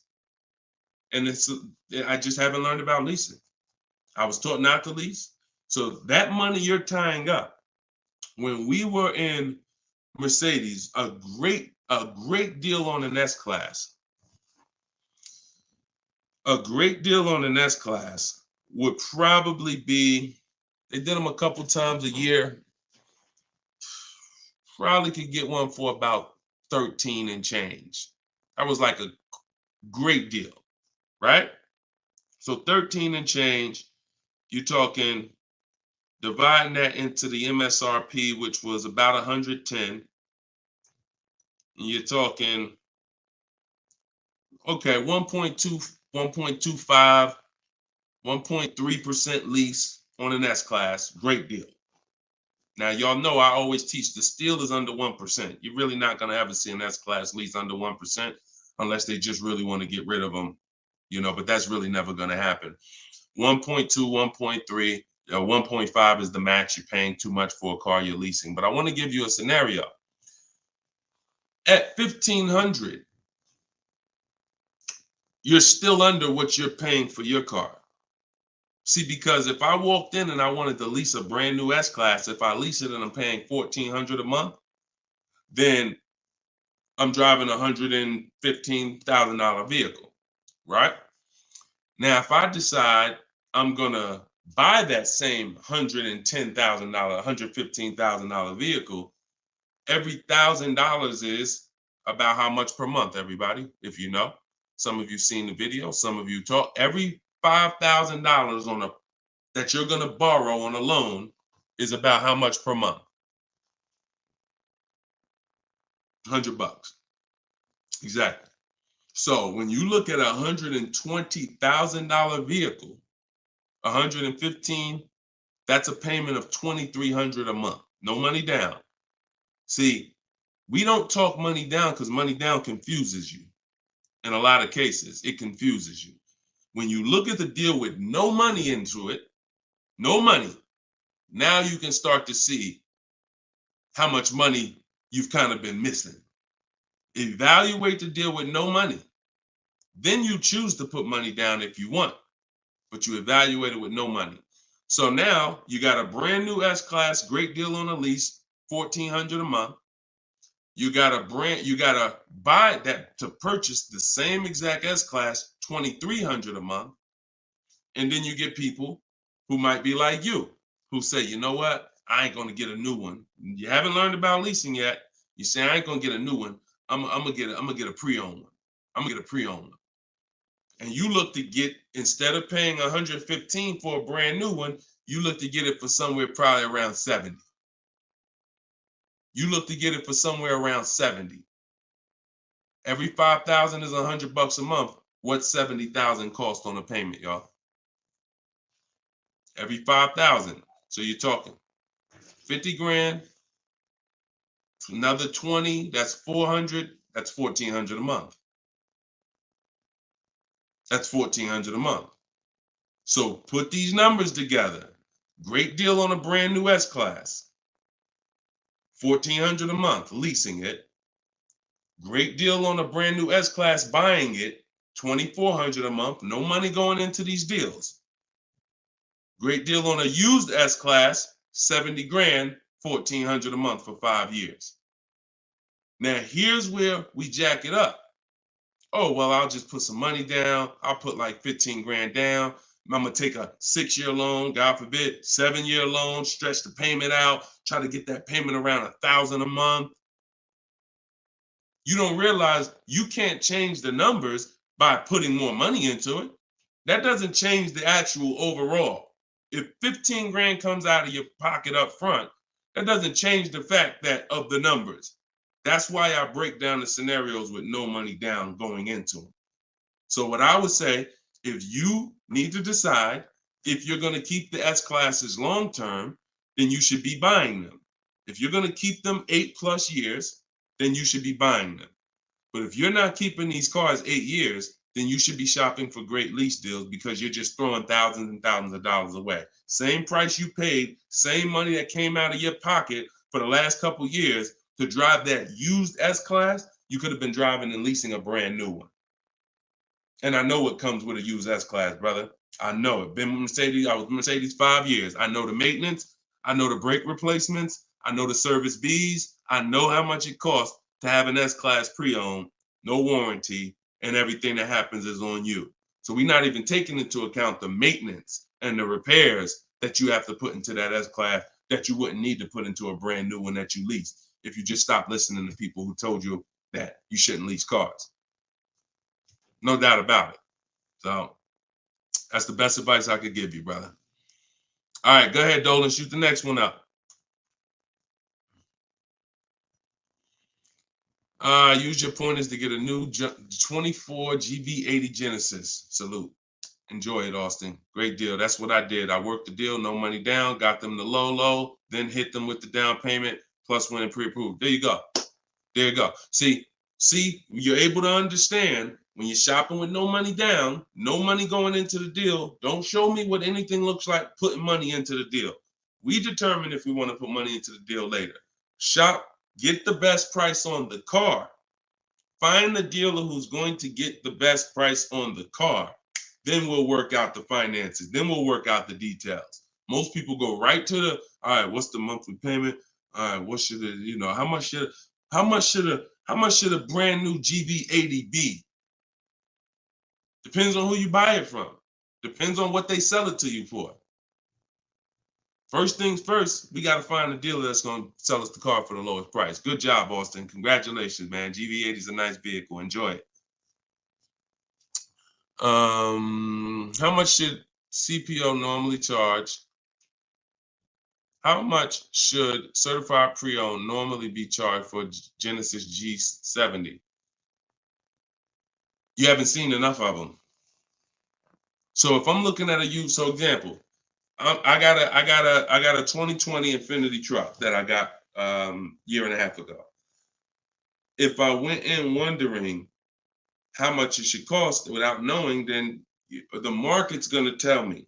Now, our goal is to get below market deals. So whenever we're getting below market deals, we are always we need to know what the market is first. You can't get below market deals if you don't know what the market is. So when we're getting offers on new cars, it's easy because we can see what the market is with all the offers we get.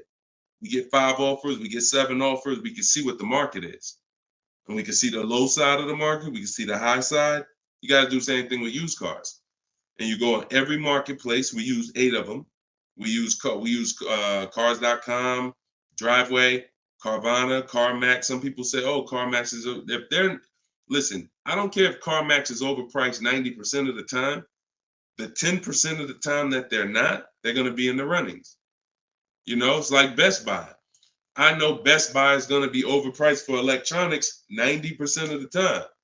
But when I needed to get an iPad for my wife, Best Buy had the best price. So if these people need to be in the runnings or you're going to overlook some savings.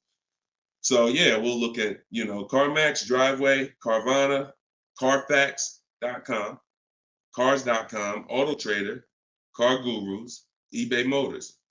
So we're looking everywhere there used cars. And then we're going to look and we're going to sort by lowest price to highest price to see where the low side of the market is.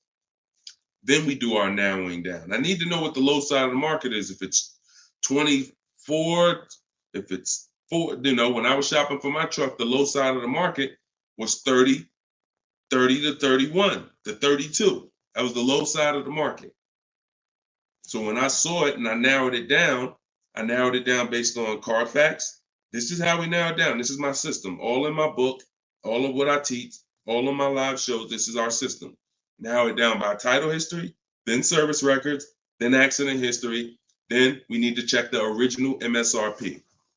Can't get a good deal on a used car without knowing the original MSRP. How you gonna do that? Who's bought a used car in their life? Type the letter U. If you bought a used car in your life, type the letter U in the comments. Anybody who's bought a used car, type the letter U.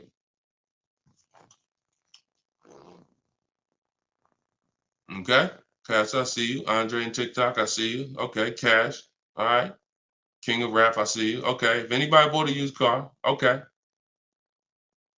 How you get a good deal without knowing what the car was originally? I gotta tell you, I'm the bad news first person. I can lead you to the good news. I gotta tell you the bad news first though. Think about that. How am I buying something used knowing how much I'm saving without knowing the original price of the item? 2 reasons. 1, I need to know the original price to know what real discount I'm getting. 2, I need to know what's in the car. So when I narrowed it down to I had 4 Infinitis that I had narrowed it down to. They were all white. They were all asking between like 31 and 32, similar price range. This is where we get in trouble at. I pull the original window stickers of the cars. I see that one of them brand new was 46. One of them was 48. One of them was 52. And the one I got was 54.5, brand new. So I'm able to see the discount percentage. In my book, I call this the true value percentage. This is all that matters when it comes to price. And once you do the check and make sure it's a good car, title history, service records, accident history. Okay, now it's time to get to the money. I need to know what the car was originally. I know 54,000. This one I paid 31.8 for. I got a 42% discount. Now, if I would have took the one that was $1,000 less on the asking price, because I didn't know how to do this. Now I didn't know that one was only 48,000 brand new. So it's a smaller discount. It's probably only saving me 30-something%. The one I got was 42%. Forget what the dealer's asking. The dealer was asking $1,000 more than the other ones I was looking at. But once I saw what the original price of the car was, I knew that that was the best value because you got the most expensive car brand new. Why would I take a car that has less equipment because they're charging $1,000 less for it? But it has 7,000 less equipment in it, 7,000 less features in it. It's the little things, y'all. It's not the big thing. It's the little things that you're missing. And this is what we do. This is why I'm here. And for those who are willing to listen, we teach you how to do it the right way. These things you haven't been taught to do. And once you hear it, you're like, dang, that makes sense, right? How the heck? Why wouldn't I want to know what the new price was? Don't even know what equipment's in the car. I knew the day I got the car, it was an edition 30. I saw the original window sticker, remote start, all these features, backup cameras all around, black mirrors. I saw all of that because I got the original window sticker. These are the things you must do. And the last thing we do is we verify there's no bogus fees before we go to the dealer. Because some people be in the lowest prices online, but they have no intention to sell the car for that price. They want you, they're depending on you to come in because they know other people will, untrained, no strategy, walk right in. Hey, I saw the price online. Okay, yeah, sit down, sir. Let me do these numbers for you. Price goes up by $5,000. No intention. So you wasted your time. I'm listen, God bless you. Oh, Deshone, I'll just walk away. I'd rather not walk away. I'd rather you not have to walk away. And when you truly learn the science and the right strategies of shopping online, like I'm teaching you, you won't be walking away because all you lose when you walk away. Still need a car, don't you? Somebody else just gonna buy that car. It's not like you like, oh, I'm gonna put a sign out. Nobody buy this car. They wasted my time. That car gonna sell. So it's best to learn, how can I make sure I never put a dealer in a position to waste my time? Because while you were at that dealer that was overpriced, the best price car was selling. Because the best price cars don't wait online. They 24, 48 hours, they're gone. So while you wasting your time with the fake dealers, the best ones are the car's gone. That was really the good deal. Okay, so you do all of this from home before you go. By the time you go to a dealer to see a used car, you should already know if that car drives the way I want it to drive, the deal is done. This is the best price online. And when I get there, I usually ask for $500 to maybe $1,000 off when I get there. Never over the phone. You have no leverage. Why would I call a dealer that I know, I've done my research, you got the best price car in the market, and call them and say, hey, could you take off another $1,000? No, there's no leverage there. You make sure there's no bogus fees. Then we go. We're there. We test drive. I like the car. Could you do another 500, 1,000? If they say no, you know they're honest. Hey, I don't have a room. Oh, hey, I just put the car online 2 days ago. Like, I haven't even given it a chance yet. I understand. I'll take it. See, you got to know when a deal is in front of you. And that's the problem. You don't have enough information to know when a deal is in front of you. So you're going to hesitate. And you're going to walk away from a deal because you think, oh, nah, dude don't want a deal, man. I asked him to take off $2,000. You can't take off $2,000. You didn't do your research. Because dealers use a tool called V-Auto. They know where their car is priced in the market. V-Auto tells them where every similar car is priced at online. So if they're the top 3 prices online, they run their business a different way. They want to sell cars fast. You can't go in thinking you're negotiating with someone who marks their cars up by thousands, who's number 15 on the price list. You walk into the best price dealer online and think, yo, I'm asking for $2,000, $3,000 off. Let's go. You don't want to negotiate? No, you got it. When you do your research, you know where the best price is. And that's what I want you doing. I want you walking in, if you're shopping for a used car, knowing this is the best price car in the market. I verified there's no bogus fees. I'm going to drive it, and then I'll ask for a little money off when I get there. And regardless of the answer, I know I won. They split it with me, I won. They can't do anything more because they're the lowest already, I won. If they accept the offer because they're just like, listen, you drove down, man, let's go, let's get it over with, I won. Either way, I win. That's the name of the game. Thanks, Austin. I appreciate you, man. Go ahead, Dolan. Next question. Okay. Casa de, could y'all keep, if y'all gonna spend some time with us on TikTok, can y'all tap the screen and just run the likes up for us so we can get TikTok, so we can make sure TikTok knows we're doing something big over here. They can send some more people over. Appreciate y'all. Yep. Thank y'all. I see them running up. Thank y'all. Every couple minutes, y'all just tap the screen. It just helps the broadcast. We appreciate you. This is from Facebook. Casa de Cel. Hi, I'm paying off a Land Rover. Blue Book says its trade-in is $40,000. That's garbage. So throw that out the window. Blue Book is trash. Blue Book is a marketing website. They don't buy cars. And so what you want to do is you want to get a real number, which is an offer. Your car is not worth what an algorithm says it's worth. Your car is worth what someone's willing to pay you for it today. So you want to go, this is part of our process we call equity assessment. There's 7 steps in my book. Once you decide leasing versus buying, that's step 1. Most important question is, am I going to lease or buy? Because you can't get a good deal on a purchase if you should have leased. No way. If you were supposed to lease because you don't keep your cars 8 years, but you bought, you have a horrible deal. You're going to lose tens of, it depends on the price of the car, you'll lose over 10,000 on a higher price car. You probably lose 4, 5, 6 grand on a lower price car, at least 4 grand, 5 grand. So that's step 1. Now, once you decide that, we move to step 2, which is the equity assessment. Equity assessment is any vehicle we have, we need to assess if there is equity in it or what the equity is. And it's based on offers. So when you go to Kelly's Blue Book instant cash offer, not KBB, not Blue Book, instant cash offer, Kelly's Blue Book, you're going to see that Kelly's Blue Book led you astray. In most cases, telling you your car is worth $48,000. Because this is when we begin to expose that Kelly's Blue Book was a marketing website and they would tell you anything. Kelly's Blue Book is owned by autotrader.com. What they began to do maybe 7 years ago is they begin to buy cars. So they didn't just give you there was a little button on here that says, we'll make you a cash offer. And I would do this with people in the dealership when I was there. They would come in and say, hey, Blue Book said my truck is worth $48,000. I said, oh, really? Well, and I explained to them that Kelly's Blue Book is an algorithm site, but they do have this feature where you can click a button and you go through a nice 5-minute appraisal and they'll make you an offer themselves. So now let's go through this and let's find out what they're going to offer you. And you go through the 5-minute appraisal and they make you a cash offer, and it's usually $2,000 to $3,000 less than what they told you your car was worth.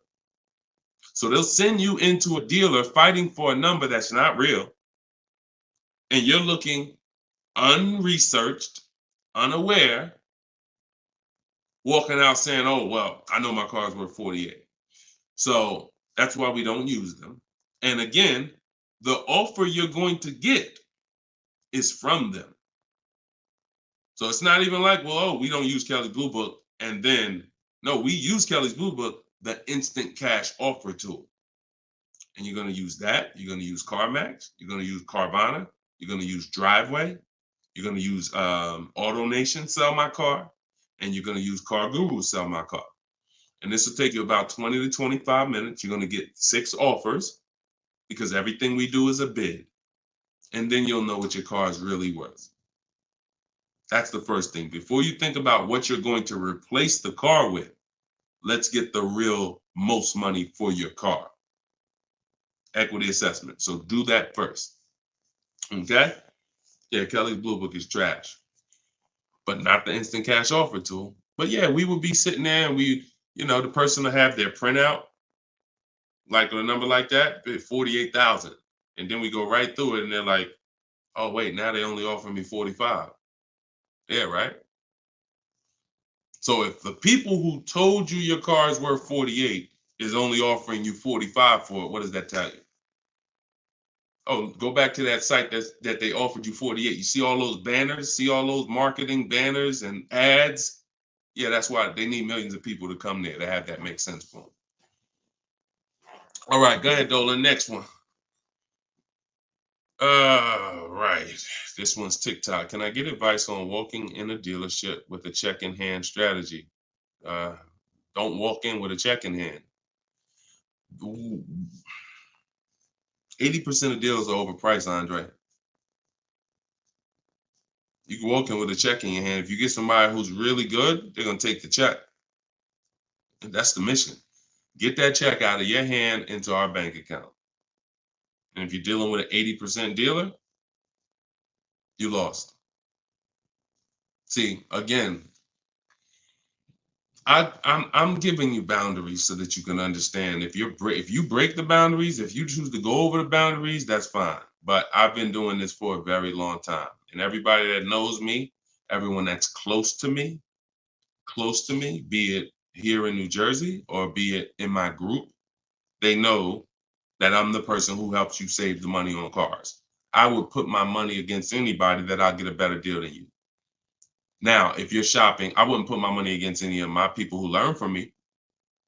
Anybody that learns from me, I wouldn't bet that I could get a better deal than them. If we got the same time frame, we're gonna get about the same deal. But somebody who has no strategy, just shopping, going into dealers, I'll put any amount of money. I bet you $1,000 today that I get a better deal than you without even leaving my house. So I want you to be in that position because you don't know who you're dealing with. If you're in an 80% dealer, they knock off $3,000 for you, $5,000. You think you won? Look,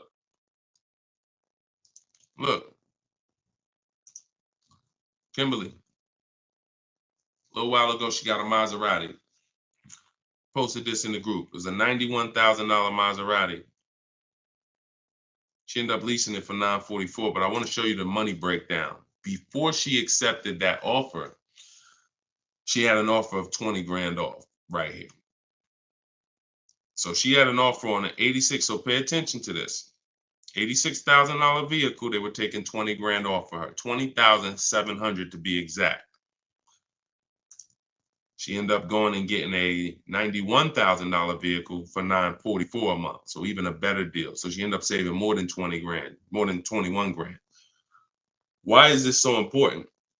Because if she would have went in and got excited, she'd have walked into a dealer, walked in, and somebody would have said, all right, listen, I know you're serious. Today only, I'll knock 10 grand off for you. 10 grand. She probably never heard that in her life. $10,000 you're going to take off the price of the car. Yeah, I knocked 10 grand off. All right. Somebody who's not educated, someone who's not researched, rather, someone with no strategy. Let's go. Let's sign that. And telling our friends, you know, they took 10,000 off from me. Until we get 5 to 7 offers, we don't know what the best number is. She wouldn't have saved over 21,000 on her brand new Maserati. So when we talk about this money is not hundreds. This money is thousands. Some of you, if you're buying luxury cars, tens of thousands, 5-figure deals that you are going to just leave on the table. Going in, that's some 1990 joint. Oh, walk in, check your hand. Yo, I got a check. Who wants to sell me a car? 1990. You're doing the same things that someone in 1990 did. Let that sink in. So what do? You stay home, you get offers from home. Now, all of you who are like, Deshone, I want to do it your way. I don't want to have to figure this out. Give me the roadmap. That's my new digital book, Cars from Home, 7 Steps to Saving Time, Money, and Avoiding Dealerships. All my scripts are in there. My strategies for leases, my strategies for purchases, my strategies for used cars, the bank bidding war, where we make banks and credit unions bid for our loan. We guarantee all the money that we want to guarantee that there was not a dime that we could have saved when we make our car deal. And the only way that's going to happen is through bids. When I sell my car, not trade it, I get bids. When I buy my car, I get bids. When I get my loan, I get bids. You walk in with that check, man, that check won't be in your hand very long. So everybody could get the book for 75% off. It's normally $97. But in my TikTok bio, click the link in my TikTok bio. You won't leave the broadcast, so you could actually come and catch the last couple minutes of the broadcast.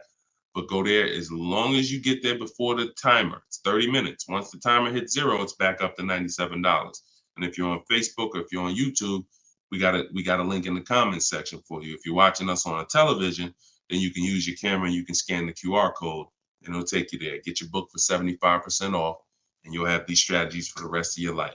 And I also update that book. Some people say, man, is the book available in print? There's too many things that change. I change scripts. I change templates I use, websites change, Vroom went out of business. I need a digital book. I can update the master file so that way you open this book a year from now and it's updated. So you'll see some of you got it 2 months ago and you open it today and you're like, wait, I see something a little different. Yeah, because I update the book regularly. So get your copy before. And even if it goes back up to $97 and you miss the welcome offer, what are you going to save? What do you really think? How much money do you think you're going to save using my stuff? That's what you should be holding me accountable to. I'm going to get Deshone's book, and I want to save the same amount of money Deshone would have saved on this deal. And when you see these people, Bonita, when you see Kimberly, when you see Sean, when you see Eddie, all these people I share throughout the shows, they're getting the same deals that I would have gotten. But they were just like you. They weren't in the car business 14 years. Freena, she just got this Jeep a little while ago. Look, 2024 Jeep Grand Cherokee.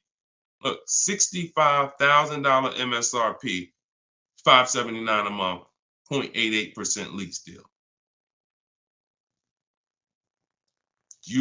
I used all the scripts, contacted the dealer, I followed the program, used the scripts, contacted the dealer, sealed the deal. We're in a different world. So you're either going to come over to our world or you're going to stay in your world. And your world is painful and expensive. Painful and expensive. Spending hours in dealerships, multiple visits, going back twice, 3 times. Painful.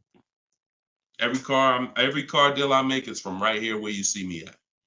I'm right here. Go ahead, Dolan. Shoot the next one up. Austin, I see you. God bless you and everyone online. I have to get back to work. Thanks for checking in, man. Always. Enjoy the new car, too. Because my payment is due in 15 days. Enjoy, man. God bless you. Swagger from Instagram says, is it smart to buy the vehicle after leasing it for 3 years? No. It's a horrible idea. You've already had the vehicle for 3 years. You're buying a used car now. So leasing and purchasing is an entirely different philosophy. When we lease, we're getting great lease deals. We're driving vehicles for pennies on the dollar compared to people who purchase them. All those lease deals. You saw Freena, that same $65,000 vehicle is $1,100 a month. Someone is out there paying, unless they put up a ton of money down, they are out there with that same Jeep that Freena just picked up and they're paying $1,000 plus a month for it. She's paying $579. Why? Because they said they don't lease? Well, you go ahead with your non-leasing stuff and pay double what I'm paying. Now, if you're keeping the vehicle forever, 8, 10, 12 years, in my book, I created the 8-year rule. The 8-year rule is when you begin to win as a purchaser, because that's when the depreciation is going to cool off and make sense. You can get some of this money back because the person who's leasing is killing you. In terms of the money that's not coming out of their household compared to yours, they're killing you. So you now need to try to catch up one day. And if you catch up, the only way you catch up is you keep your car until the depreciation cools off 8 years, 9 years, 10 years, 12 years. And that's where you win. You can't do that with a lease. But keeping your car 6 years or 7 years is not anywhere near enough time for you to catch up to a person who leased and got these great lease deals. Because you're paying for the whole car. New car, used car, doesn't matter. A new car, you're paying thousands more than a person who leases. A used car, over 8 years, you're paying about the same money as a person who leases for a used car. So by the time you go and replace that car, if you kept it 8 years, your car's already 11, 12 years old, 13 years old. Person who's been leasing been driving brand new cars. So there's no comparison. It's great lease deals are here, long-term purchases are here, and everyone stuck in the middle is just losing thousands and thousands of dollars. I'm sorry to tell you, but if I don't tell you, no one's going to tell you. You buying cars, trading them in 4, 5, 6, 7 years, when they're still depreciating heavily, you're losing compared to people who purchase and keep long-term and people who get great lease deals. You're losing thousands. If you buy your lease, now you're switching and saying, okay, why do I want to buy a used car now? Because that's all buying a lease is. Let's take let's take the aspect out of it that complicates it. When you are buying your lease, you're buying a used car. That is it. Except you don't have to go search for it. It's right there in your driveway already, and that's the only difference. So what makes you say I'm going to stop leasing to buy a used car? You'd have to be saying I'm ready to keep something long term, 8, 10, 12 years. So if you're ready to keep something long term, then buy it. Because you're going to need to be committed to keeping it long term because you've already been driving it for 3 years. You've already been driving it for 3 years. So where are we actually going? You're going to look up in 3 years, 3 more years, and you're going to say, Dad, I had this thing 6 years now. Now, if you're like most people who buy their leases out, you're going to take a 6-year loan. Because in order to get a comparable payment to what you were paying for your lease, you're going to need a 6-year loan. So now you're going to look up that, just so you know, 6-year loan plus the 3 years you leased it, that's 9 years. Same car. Same car. So you're paying on the same car for 9 years. And then you look up in 3 more years and you're like, man, you know what? I'm ready to get out of this. Still got 3 years of payments left. Only scenario where you can pay on a car for 6 years, turn around and still have 3 years of payments left is when you bought your lease. Makes 0 sense. Makes no sense. Unless you're keeping forever. That's a different story. You want to keep it till the wheels fall off, then buy the lease. It's the only way it's going to make sense because you're paying so long on a car, the same car, you better be keeping it long enough to have it make sense. And that's not 5 more years. Your loan ain't even paid off in 5 more years. Buying your lease is a horrible idea for most people. Horrible, horrible, horrible idea. And it's just because what you don't want to shop. You don't want to shop. You don't want to get in the market. You old strategies, you're scared. New way, sitting at home, get bids, let the deals come to you. Because that's what I see. I saw tons of people buy their leases for the last 3 years because they were just scared to shop. Oh, it's not now here. I don't want to. We've been making deals since the pandemic. Deals been out here for people who shop and know how to get deals. So unless you're changing your whole philosophy, I'm stressing to you how bad buying your lease is. All right. This one's Instagram. If I'm searching for a car, but I want a specific trim, should I search the entire market for only that car and the trim level I'm looking for? If I want a specific trim, that's the reason why I use the 25 to 5. 25 to 5 strategy in my book is what we do for new cars and leases. Because when you walk into 2 dealers, it's another reason about not shopping this limited way anymore. If you're shopping from 2 dealers, all you have is what they have. If 2 dealers don't have the trim, you ain't got nothing. When we reach out, we're connecting with 25 dealers online. So if that car is out there, I'm giving 25 dealers. I'm shopping out of 25 dealers inventory. So if no one has it out of 25 or only 1 or 2 have it, now I know that car is just super rare. Or maybe it's about to sell out. Maybe it's like that happens sometimes where like the 2024s are all gone, but the 2025 haven't come in yet. There's only a few 2024s left. But yeah, I mean, we shop wide. We shop wide. Several people who are learning from me and you're getting deals, they drove. A lot of those people that I showed you throughout the show, they drove 45 minutes, an hour, hour and a half to get to the vehicle when they're picking it up. Look at Sean. Sean specifically, And this is how important. I'm gonna let someone else tell you why shopping this way is the best. Because he said, look, he saved. I said you're saving over 20 grand with the discount and the rebate.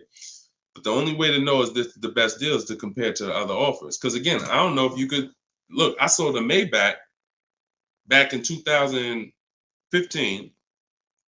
It had a $20,000 rebate on it. So I don't know if the rebates is 15. What if they got a $20,000 rebate on that? Now that was a $260,000 vehicle, but still, you just never know. So I said, if you're going to compare that, you're going to compare offers. He said, yes, I got about 15 quotes. He said, I couldn't find anything under MSRP.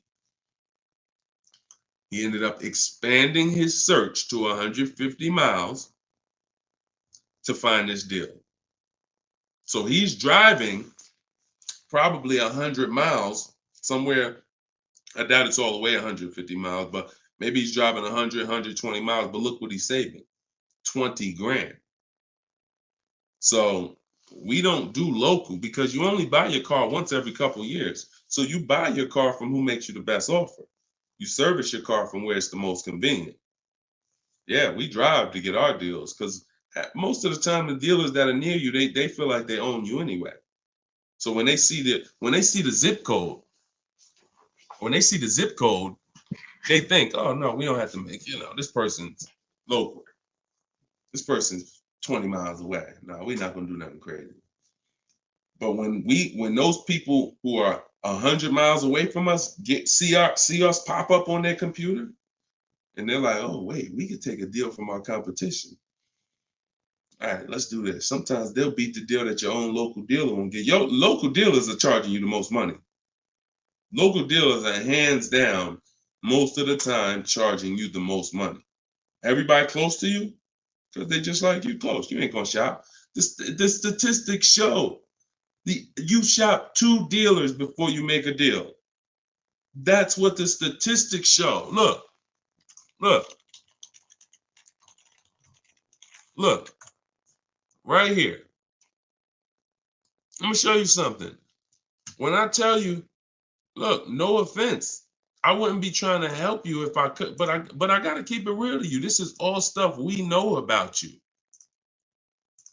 Look, how many dealers does the average person visit before buying? 39% future car buyers plan to visit at least 3. They won't, because the actual statistics show 4.2 websites a person visits, and then it's 2. It's actually 2. Hold on. Let's see where it's at. Only 1 in 3 potential. The answer's 2. I ain't got to tell y'all. People say, oh, I plan to visit 4 dealers. You ain't visiting no 4 dealers. You're going to get tired. Time you get to the 3rd one, you're going to be like, okay, this is getting old fast. I mean, we could get it over with. 2 is the answer. So if the industry knows that you visit 2 dealers before you make a deal, why would I give you a great price? So when you're using what I'm telling you to use and you're sitting at home and you're talking to 25 dealers, you have 25 dealers in your inbox. When you're sitting at home and you're looking at all the used car market in a 150-mile radius of you, oh, now you're not the normal shopper.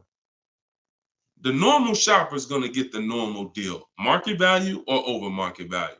That's what normal shoppers get, depending on how bad you are, over market value, depending on how unaware you are. But market value, over market value, that's normal. People with strategy, multiple dealers getting bids, below market. That's the difference. We shop wide. This local is dead to us. Local is dead to us, and it should be dead to you. I want you to kill it. All right, kill that whole mindset. I don't need to buy my car locally. I'll drive into the next state. I remember Shonda last year, California. She bought a Volvo, and she said to Sean, she's in our group. She said everybody in Northern California. She said my best deal. I think she was saving like $3 grand off MSRP. And she's like, but it's a dealer in Southern California, though, that's taking like $6 grand off of me with my Costco rebate. I said, okay, what you gonna do? She said, I just bought a plane ticket, $79. I said, there you go. That's what I would have did. That's a sweet plane ride. I'm taking a plane, $79 to save 3 more grand than my local dealer was gonna give me up here. Sweet plane ride. So local's dead to us. We go where the money is, and we enjoy that ride home. Nothing like driving home for an hour knowing you just saved a ton of money. So that's it, y'all. We've been on for about an hour and 15 minutes. We like to keep these shows right around there. In my bio, I do have the link to when I'm going to be live next. So I'll make sure that, as long as we keep doing these live shows, again, it's going to be up to you guys. If you guys continue to show up, if you guys continue to tell your friends, then we'll keep doing the shows. But if not, we can certainly do the broadcast, because the broadcast, people get value out of them. So we've seen it, for the last 3-4 weeks since we've been testing this, we've seen people get value out of the rebroadcast. So what's the point in Deshone coming live regularly if people gonna sit and watch the rebroadcast? So, but if y'all gonna tell people when we live and bring people and share, then certainly we'll keep the live shows going. But the entire show is sponsored by my new digital book, Cars from Home. So if you want everything I teach in one place, you got it right there. We don't hold back on this show. We don't hold back in my social media videos. That's why they're, thank God, continuing to be seen by millions of people. But that's for different types of people too. So whenever you're navigating all my social media videos and you're trying to piece it together, some stuff is in there for high mileage drivers. Some stuff is in there for used cars.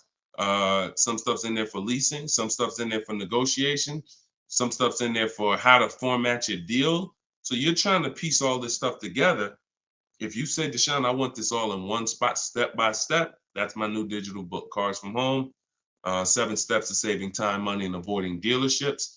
And you can get it for 75% off in my TikTok bio, in my Instagram bio, or in the comment section on Facebook and YouTube. Also in my bio is a link, and we'll put one in there in the comment section as well, is a link to my masterclass that I did. It's called Everything You're Doing Wrong, Buying, Selling, and Leasing Cars. So that's an on-demand class. You'll need about an hour. We go very deep on leasing versus buying there with scenarios. And I go over 23 mistakes that most of you are making. And, if you're going to really save money on your next car and every car, you're going to need to stop making those mistakes. So that is in my TikTok bio and my Instagram bio as well. And you can certainly just get in where you fit in. I make the information available. Get it how you want it. Just get it. All right. I'll see y'all on the next show. God bless you.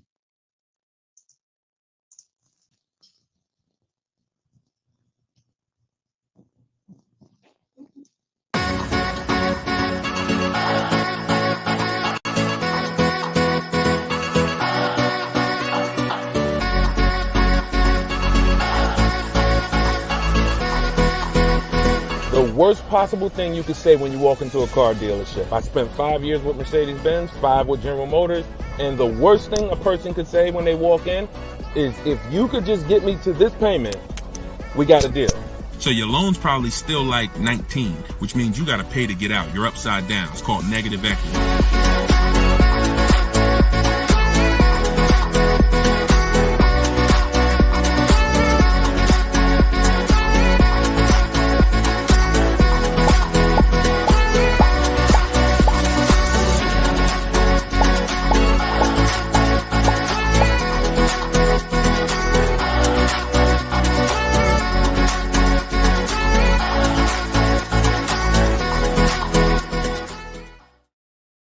What's going on? Welcome, everybody. This is episode 9 of Car Shopping Questions and Answers. I'm your host, Deshone, publicly known as Deshone the Auto Advisor. We're live now on 4 platforms: TikTok, YouTube, Instagram, and Facebook. And this is our live show. It is Tuesday at noon. We do these shows throughout the week to make sure when you are ready to get car shopping information that no one else is going to give you, you know where to come for it. So you guys can start typing your questions while I take care of the housekeeping. We have Dolan in the background who'll be bringing your questions in. Shout out to the people running the likes up on TikTok. Appreciate y'all tapping the screen. I'm the author of the new digital book, Cars from Home, 7 Steps to Saving Time, Money, and Avoiding Dealerships. And I feel it's only right to start this show with 2 reports I got, which were great. I had somebody write us and talk about the deal they got on this 2024 Mazda CX-90. MSRP was $44,820. They got a $6,500 discount from home. Shout out to you, Tiffany. I appreciate it. This is what we do. And when we think, when we launched this live show a few weeks ago, my plan was to, my prayer rather was that people would take the book, use the book, write me your success stories so we can feature you here and feature your deals. These are below market deals. These are not advertised deals. And she got this by handling the process from home, getting multiple offers like we teach. We also had Barrett write his review on Goodreads. So we were 4.94, almost 5 stars. Book is outstanding, a must-have for anyone seeking to buy, lease, or even sell a car. It's presented in a very professional, easy-to-follow, step-by-step manner that covers every situation from buying, leasing, cash, credit, good, bad. Although I purchased and leased several cars in my lifetime, I learned new tactics to obtain the best value for my money, and it even has a wish list, yes, to help you separate your wants from your needs. Come on, Barrett. Appreciate you so much. Everybody who wants to get your copy of Cars from Home, it's normally $97, but for the next 30 minutes, you can go to my TikTok bio or my Instagram bio, or we have a comment pinned for you guys on Facebook and YouTube, and you can get your book for 75% off. So you won't pay the normal $97. You'll pay $24. But once that timer hits 0, your price is $97, which is still a great price. So now that the housekeeping is done, we can start with the questions. And if you got the first one, Dolan, feel free to bring it in while I put the banner up for those who want to get their book. Okay, is it better to shop online or in person? Well, you have no leverage in person. In person, you're competing with a person who negotiates every day, 2-3 times a day throughout the week. You're no match. I don't care how good you think you are. The best trained professional is just going to be better than you. And that's because they do this every day. Now, the second reason it makes no sense for you is because from a leverage position, you can't put them against their competition. You don't know where the real bottom is. And so you're going to overpay. And even if you get a good deal, who's done this? Be honest. You leave the dealership and you're like, you think we did okay? You think we could have got a little bit more? Think we could have got a little bit more off? That's called buyer's remorse. That's the seeds of buyer's remorse. Anytime you wonder if you could have got more money off, that's buyer's remorse. So we never wonder, and the way you don't wonder is by shopping online, getting multiple offers from multiple dealers, letting people compete for your business, and then choosing the best one. And if you really think about this, this is how you shop for everything in life. This is how you shop in the grocery store. When we go into the grocery store, we're not looking to try to not overpay for the spaghetti sauce, right? We're not looking at hoping that we don't overpay for the grapes today, or let's use for the potato chips we're going to buy, because we already know there's so many options and there's so many people that are competing against each other to sell us something. And that is how you guarantee your best deal, when you have multiple people competing. So when you are leasing a car or buying a car, you need to get at least 5 bids. When you are buying a used car, you need to be shopping wide. You need to be shopping within 75, 100 miles of you. And that's a minimum. And then you need to be looking at all the websites that have used cars, so that by the time you make your decision, you've seen so many options, so many offers, that you have 100% peace of mind. Now, that's just when it comes to buying the car. When it comes to replacing your car, because some of you know there's a word we don't use, it's a T word. It's 2 words we don't use. One is trade, one is down payment. Because we sell our cars, we don't trade. You never get the most money for something trading it. I don't care what you have. You got a baseball card, You trade that baseball card for something, you're not getting the most money for the baseball card. How do you get the most money for the baseball card? Put it on the market. Put it on the open market and let the buyers come to you and see what the best offer is. Never going to be from a trade. Now, the only time we do have to trade is if you're in a negative equity situation. If you're in a negative equity situation, then, and you have too much negative equity, you're going to need to do a trade if you can't pay the difference. But other than that, you know, these are the things that these are the things I want you to etch into your mind. We don't trade, we sell, get bids. We get, when we get our loans, we get bids. And when we buy our cars, we get bids. That's how we guarantee that we get the below market prices that other people aren't getting. Okay? Go ahead, Dolan. If you got the next question, shoot it up. Okay, this one's from Instagram. What fees are included when you buy a car from out of state?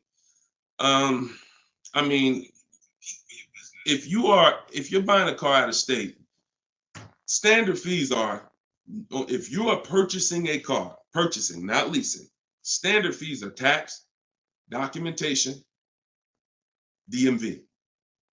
Tax, documentation, DMV. I've worked for a handful of dealers in my life. I've never once had fees that were outside of those fees. Never once. Shout out to y'all running the likes up. Could y'all keep running the likes up on TikTok? And shout out to the sharers. You know we appreciate you. Thank you for sending your friends. Thank you. Listen, you should at least be tagging your best friend. Whoever your best friend is, and hopefully we all have at least one. That's the person you should be tagging. They'll thank you. No one's gonna get mad at you for sharing my stuff with them. I guarantee you that. But shout out to the sharers. I appreciate y'all. So when you are, so that's an indicator. Any dealership that is making up these fees that have run rampant over the last 4 or 5 years, prep fees, marketing fees, internet fees, low jacks, we call that padding the deal. You know, you're just packing on stuff, and what you're doing is you're leaving yourself room to negotiate. We don't like to buy from those dealers because those are 80% dealers. I saw somebody ask yesterday on the show, what's an 80% dealer? We didn't get a chance to get to that question.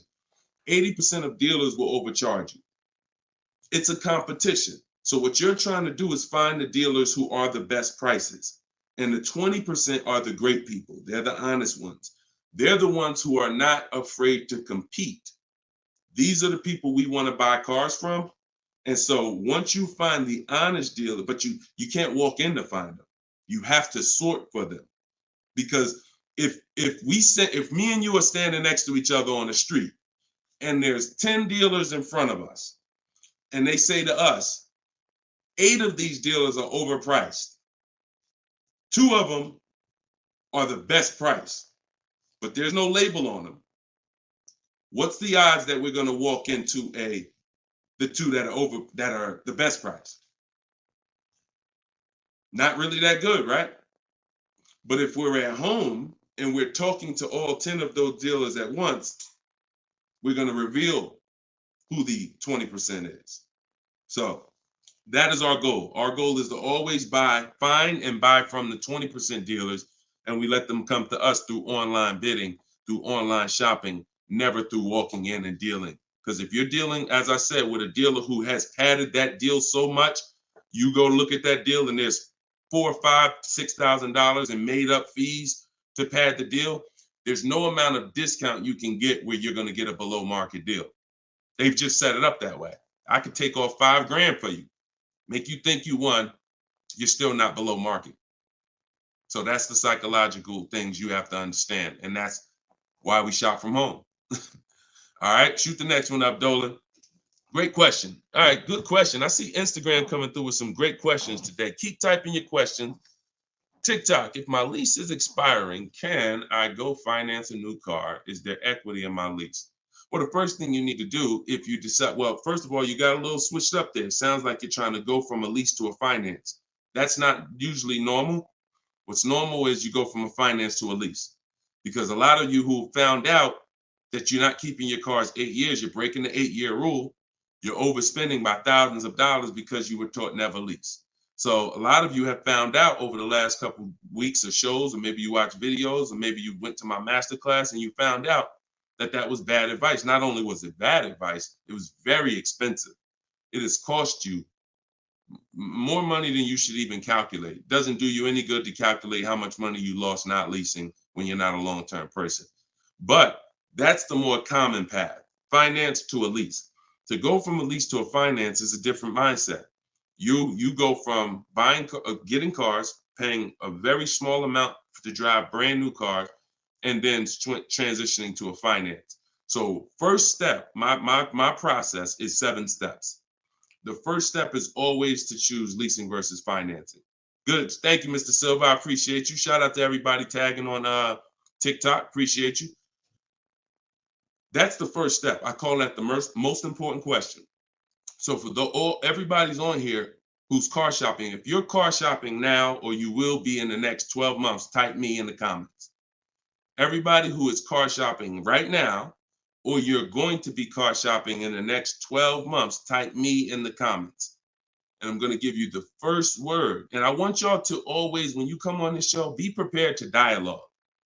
Like, be prepared to dialogue. Have your hand by your keyboard. You're going to learn a lot more engaging in the dialogue than you will sitting back and just listening. Active learners learn better than passive learners. Okay? So now, all of you who said me, I want you to ask yourself, how many years are you keeping the next car? Because this is the lease versus finance question. This is the lease versus buy. I'm not going to say finance because some of you are going to pay cash. This is the lease versus buy question. How many years are you keeping the next car? Gary said forever. Okay, there we go. So that's a good indicator till the wheels fall off, Joseph on Instagram. I see you. Okay, here's the question. 72 months. Okay, that's 6 years. You shouldn't be buying, Frankie. And I'm going to tell you why in 1 second. As long as it lasts. Now, when you want to try to get a little bit more specific than that, because sometimes you'll buy a bad car. It only lasts 5 years, where if we know we're going to keep this thing long term, we want to make sure we buy a car that's a quality car. That's what we want to make sure that we do. Buy a car that's a quality car. All right. So let's do, okay. So all of you, if your answer, I see you, Andrew, you 6, I see Teresa 10. Okay. Now, here's the rule. I call this the 8-year rule. The 8-year rule is based on when cars lose the most money. So it's not based on, see, some of you have been taught you pay off your car, get the title, do whatever you want. You want to trade it in, do what you want. I'm here to tell you that that's cost you because you don't understand the unseen expense. And the unseen expense is the one that's hurting you. That's depreciation. So the first thing you're trying to get when you're deciding I want a car is, how am I going to avoid big depreciation? Big depreciation. You buy a car for $30,000 today. What is it worth in 3 years? Even if you don't drive it. See, this is these are the things that you've been, oh, well, I want to buy a car. I drive as much as I want. But even if you don't drive a car, if I sat a car right outside your house right now and said, Lily, this car is worth $30,000, and you said, Deshone, I don't need a car. I already got a car. And I said, but it's yours. Here, it's yours. It's worth $30,000. You don't drive it. You come back a year later. What's that car worth? Told y'all, stay by the keyboard. What's the car worth? See, we're going to dispel this myth right now, because some of you don't understand, because of what you've been taught, that you think, oh, if I buy a car, I could drive it. I don't pay for the mileage. I'm going to show you that not only do you pay for the mileage, you pay even if you don't drive it.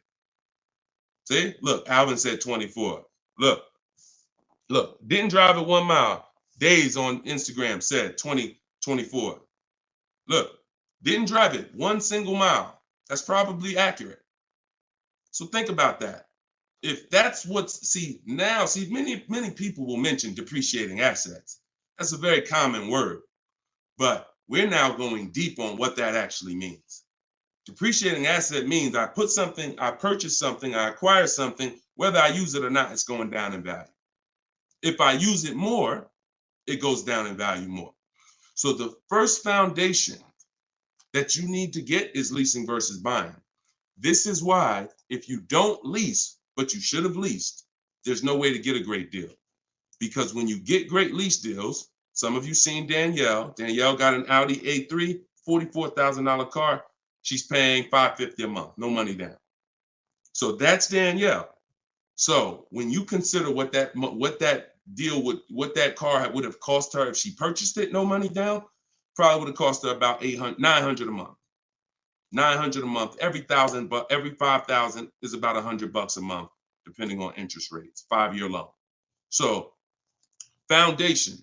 So what you're trying to do is avoid the depreciation. Y'all know when I break this out, y'all know what this means. Some of you, if you're new here, you may not know, but this is what this means. This is how your car loses value year 2, year 3, year 4, year 5, but then it starts to level out. And what you want to get to, forget paying off the car. You could have paid cash for it. Doesn't change this. Deshone, I got a loan on it. Doesn't change this. This is the actual asset value. This is the car's value. Forget the loan that's attached to it. This is the car's value. So your goal in purchasing, if you want to avoid to see, some of you buy cars, trade them in here. Trade them in here. That's 2 years, 3 years, 4 years. You're trading the cars in when they have lost the most value. And that's a losing formula. Now, there's 2 ways that we avoid this. One is long-term ownership. Who has a car outside? They've had it for more than 8 years. More than 8 years. Type me if you have a car in your driveway or in your household, you've had it for more than 8 years. Type me. I see you, Gary. Okay. Okay, I see you, Sergio. All right, more than 8 years. I see you, 12. Now, this is where you win. Here's why. Your car is no longer losing value like this every year. Now it's only losing a little bit. Now it's only losing a little bit. You beat depreciation. See, the goal with a purchase is to beat depreciation, not pay off the car. You could pay off the car and still lose to depreciation because you replaced the car in the early life cycle. So if you are not buying the car with the intent to keep it long term, 8 years, there's no comparison to a person who's leasing. So there's 2 sides. One is the people like Danielle. One of the people who are like, Deshone, I'm not keeping a car 8 years. You should be shopping for aggressive lease deals, not normal lease deals, below market lease deals. That's what I teach.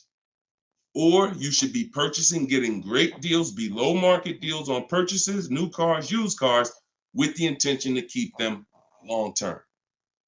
That's it. So that's all step 1. I call that the most important question. That my book is broken down into 7 steps. It's called Cars from Home, 7 Steps to Saving Time, Money, and Avoiding Dealership. Step 1 is the most important question.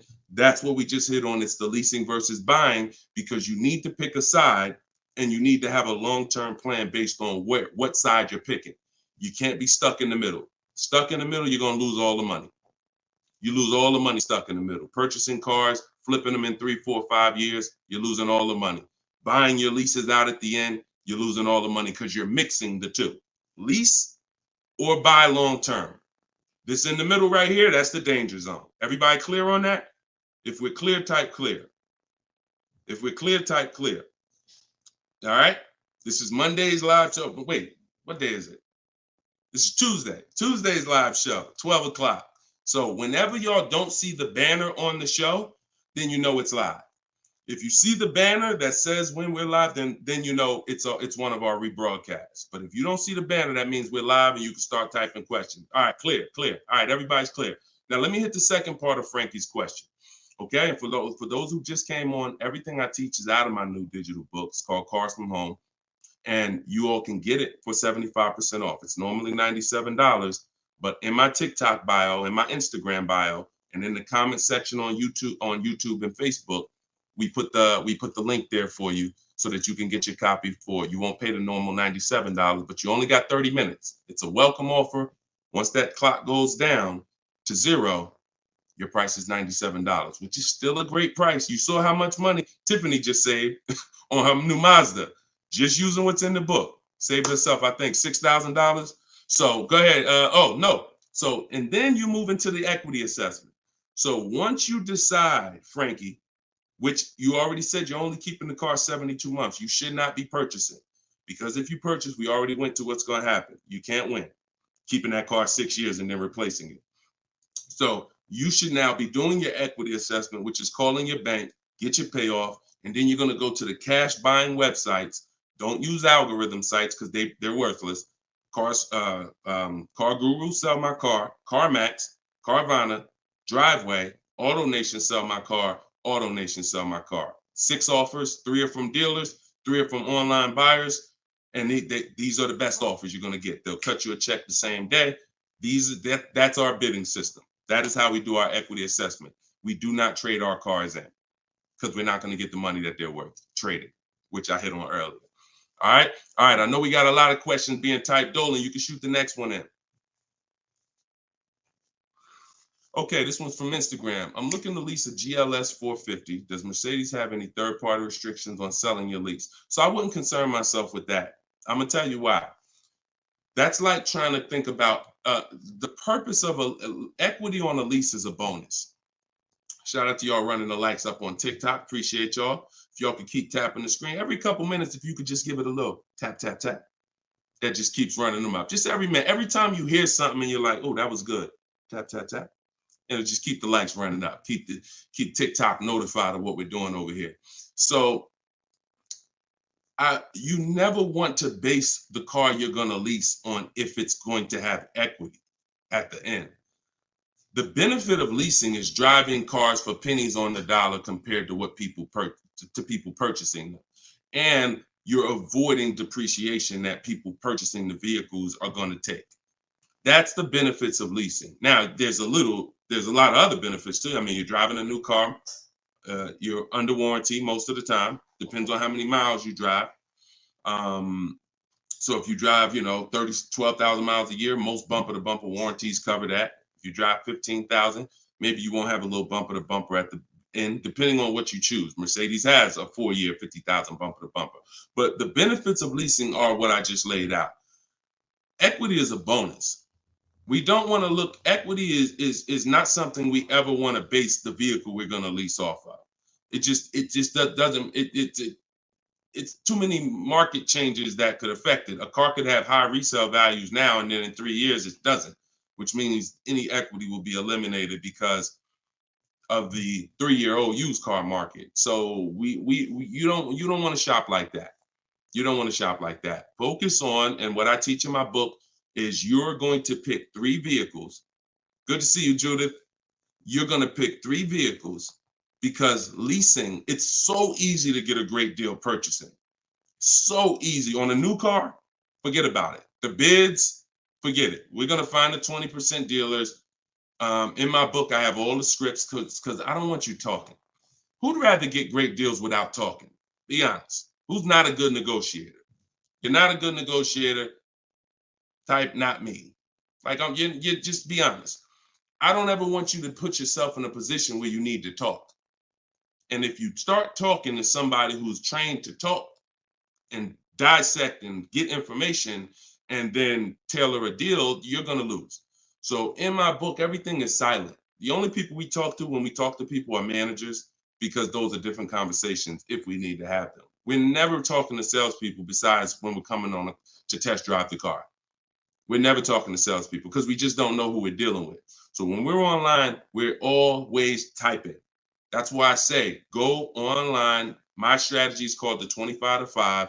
We go online and we contact 25 dealers, go to their website. I have copy and paste templates in there that you just fill in what you want. But if you're going to do it your way, that's fine. But I'm telling you, you don't want to deviate from this format because you're going to get yourself in trouble and you're not going to get the results. You want to be able to connect with a large amount of dealers so that you could get 5 offers, at least 5, because 4 are going to be overpriced most likely, but 1 is going to beat everyone else. So, but when it comes to a lease, there is the lease program. that the dealer can't control. So we don't know what a lease program is until we shop offers. So there's no way you can look at the residual value. You can look at all this money factor. I know some of you who are in the math, you're like, oh, well, I'm gonna just look at the money factor and see. You can't tell because it can have a high money factor, but it have some good rebates. The only way we know a great lease deal is to shop the market, get our offers, and then if the lease program, if the best offer doesn't get you under 1.5% with no money down, then it's a bad lease program. It's a bad lease program. In which case, we move to another vehicle. So I'm not going to ever co-sign leasing a bad vehicle a vehicle with a bad lease program.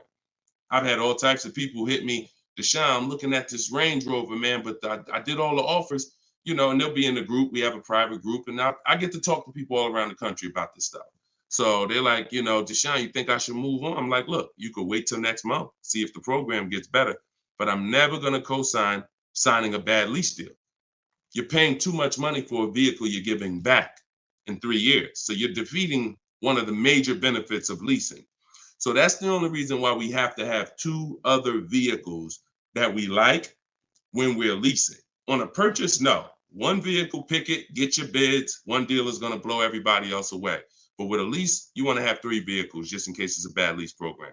And if they got a bad lease program this year, maybe in 3 years when your lease is up, they'll have a good lease program. So that's what we do. It's too many cars out here. It's 400 cars out here. 40-something manufacturers competing for our business. Why are we going to get locked on one car? And the reason we're doing this, y'all, is because we're not shopping. You're not shopping. You're not taking the going out for the weekend and test driving cars seriously.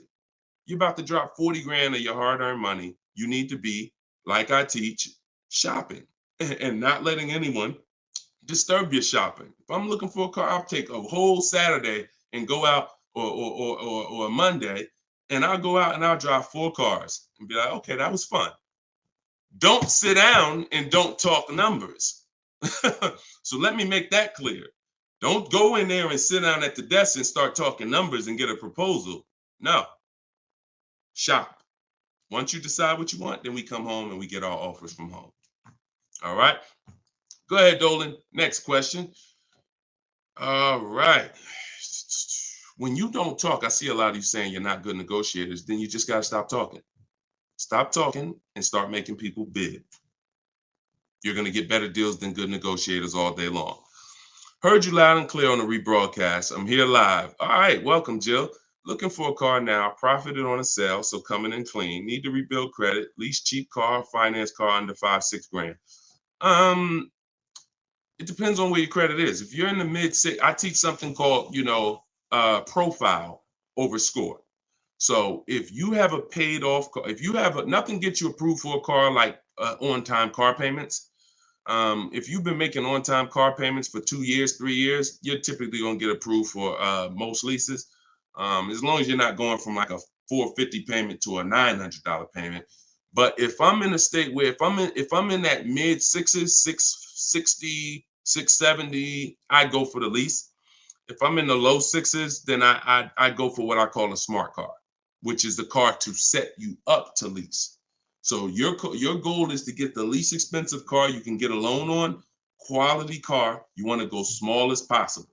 Small as possible.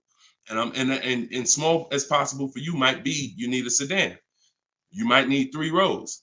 But I teach something, and that's what we were talking about when I posted that review that Barrett wrote for our book today. He was like, we get a wish list for needs versus wants, because oftentimes we confuse these. Needs are things you can't live without. I need to have this, or the car is not going to do what I need it to do. I need to have it. Wants are things that you'd like to have, but you can live without. When it comes to getting a smart car, and it's not the little smart car, y'all. I have a different. That's a different meaning for us. It means saving money at the right time. That's what we call smart cars. Saving money at the right time. So if you can't qualify for a lease and you want to set yourself up, then the vehicle you get now is super important. The vehicle you get now could either set you back from leasing because you bought too much vehicle, payments too high. You didn't buy a dependable vehicle. It's not going to last. It's going to start having problems. It's going to break down. You might miss payments because of that. These are all the things you want to avoid. This is why I'm giving you these boundaries that you don't, kind of go off of. But this usually happens when you're trying to get too much car. Quite honestly, if I was trying to get a smart car, I would be trying to get the smallest car I could, drive it for 2 years. Let the family be uncomfortable. Listen, y'all, I know it's tight, but in 2 years, I'm going to get out of this and I'm going to drive off the lot in a brand new lease. So the key is the payment's going to be low because those smaller cars are only 25 grand new, 28 grand brand new. When you get them used, you could get a nice one for about 10. Finance it. You don't have to take a 10-year-old one. So you want to get one that's relatively, good. It needs to last you 2 years or the plan's messed up. So you get the smallest car you possibly can. You drive that 2 years, that's your sacrifice car.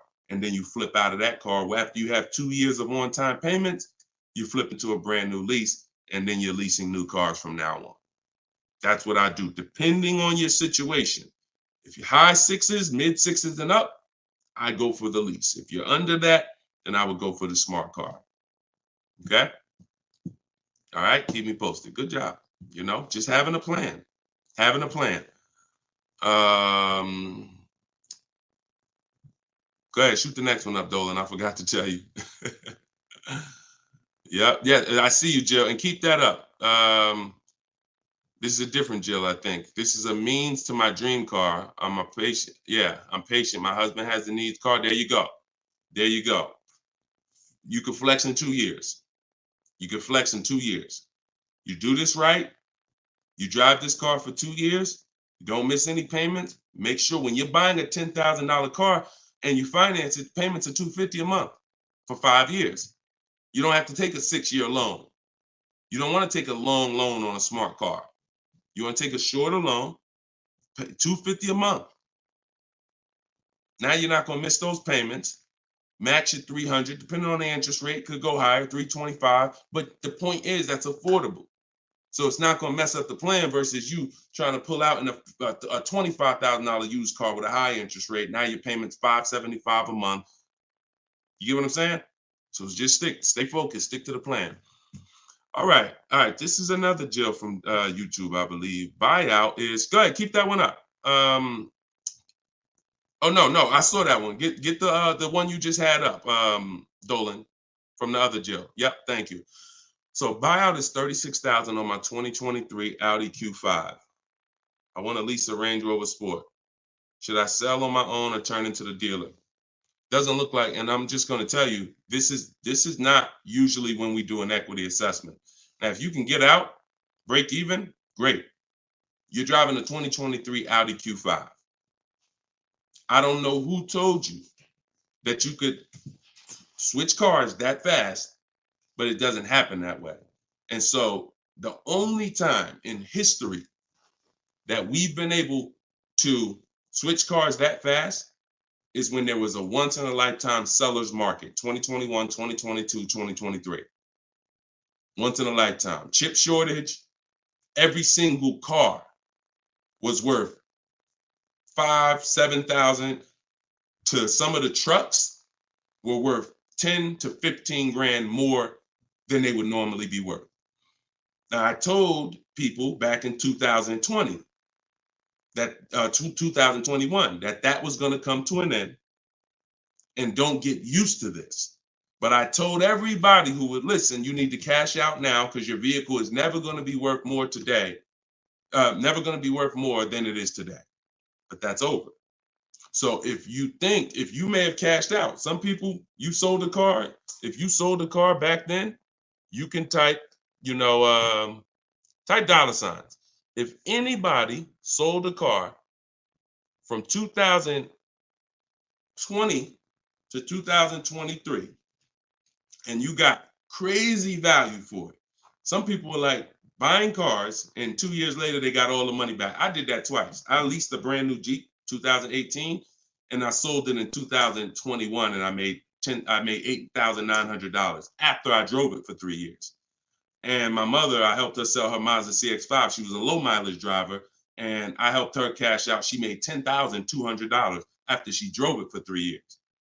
Made a video. I recorded her and my dad. They couldn't believe it.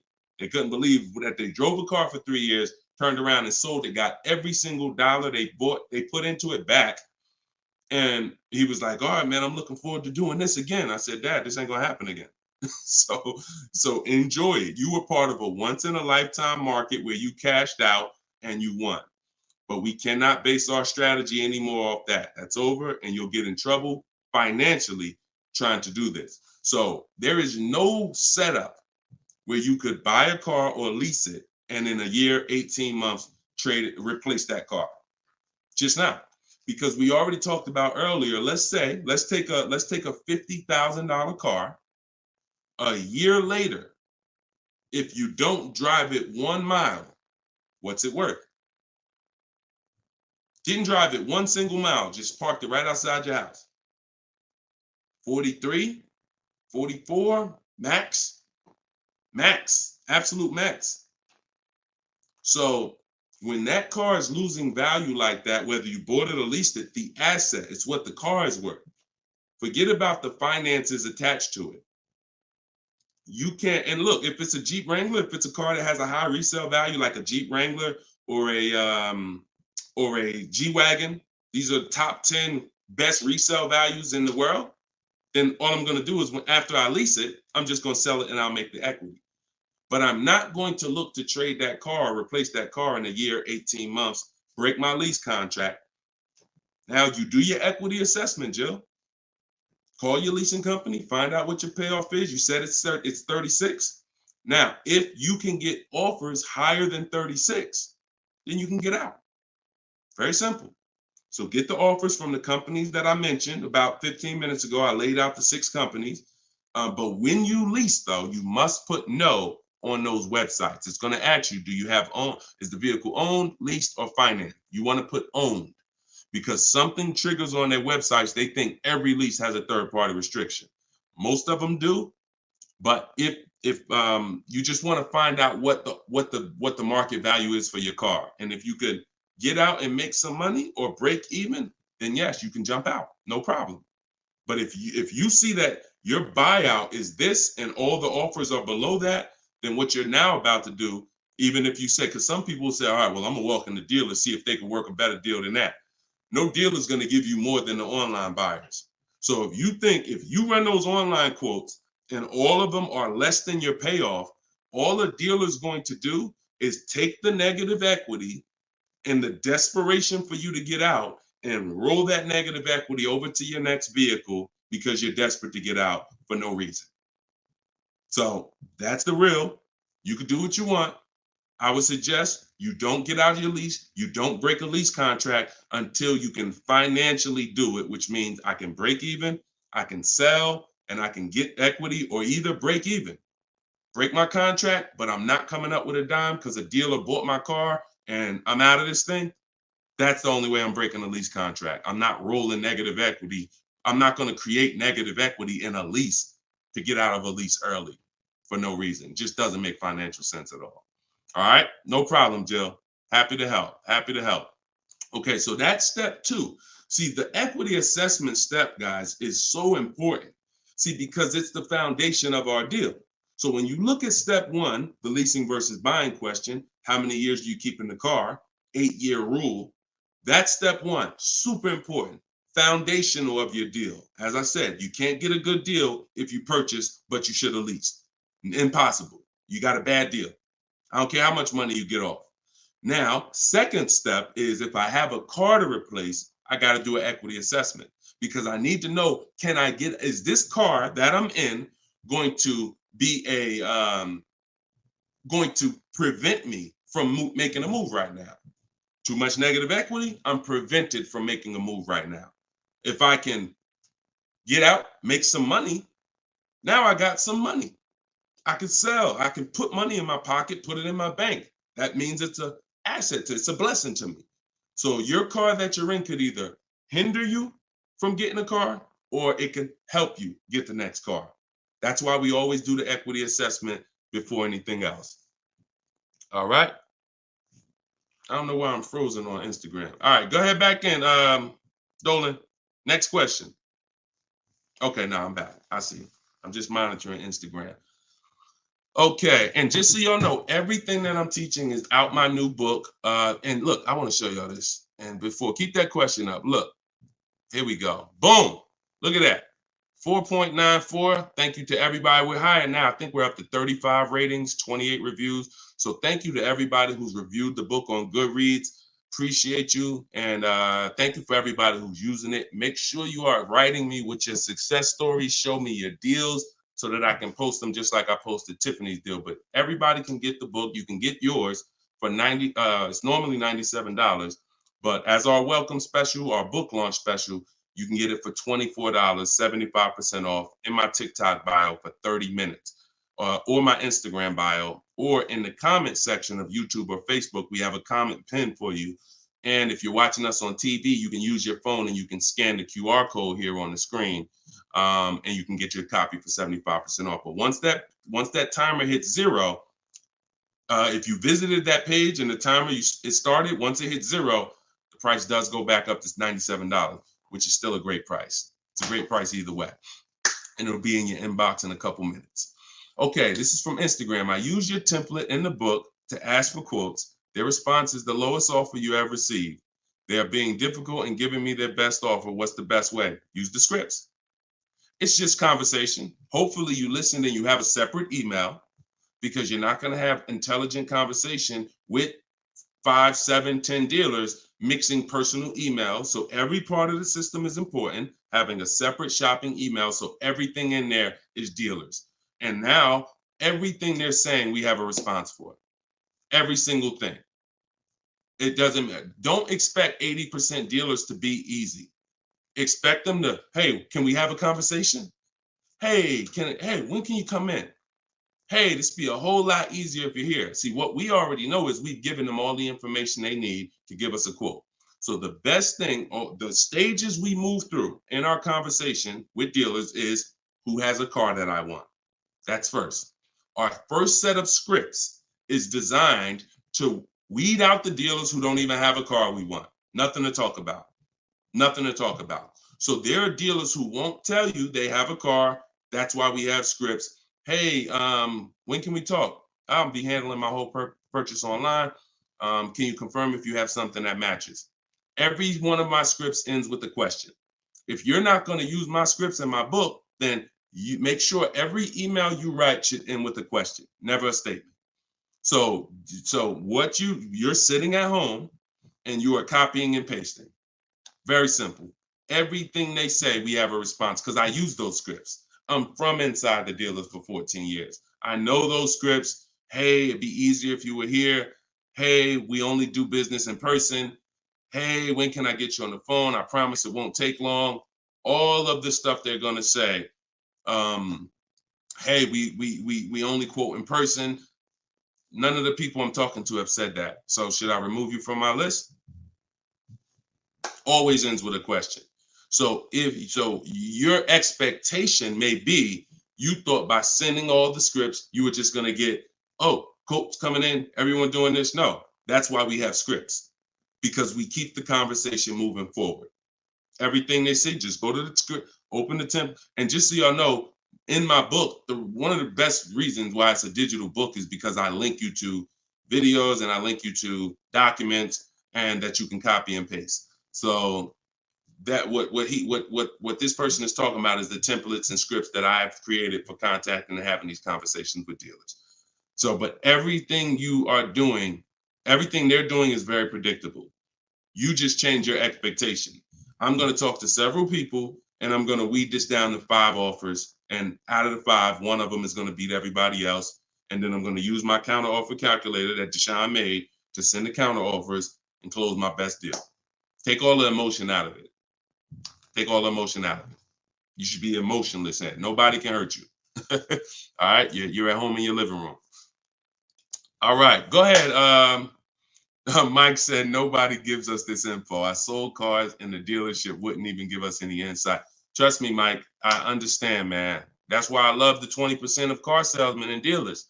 They love what we're doing here because they know we were never taught this stuff. So we were never taught about leasing, financing. Thank God I was able to learn it, and I was able to, but we weren't taught about insurances, all the stuff that they should be training us on. We weren't taught. So I appreciate you being here, man. All right, go ahead, Dolan. Next question. Great questions today. Great questions. Let's go. I see you. Shout out to the people running the likes up on TikTok. Can y'all just keep tapping the screen every couple minutes if you could? If you enjoying the show, you getting value out of what we're doing, every couple minutes, if you could just tap that screen and keep running those likes up. I appreciate y'all. It lets TikTok know we talking big money over here. Yep, I see it. Thank y'all. Appreciate you. All right, this is Gary on YouTube. When leasing, is it all about purchase price? No, it isn't, Gary. Great question. When purchasing, it's always about purchase price. All in, out the door, tax fees, everything included. Purchasing is always. Now, leasing, we get our lease offers, and this is where we eliminate the term down payment. We no longer say down payment. I want you to eliminate that word, those words from your vocabulary. You want to replace them with total out of pocket. Total out of pocket. So all of our lease offers we're going to get is following the 1% lease deal principle, which is, because some people, I know Judith still asks, oh, hold on one second. Hold on.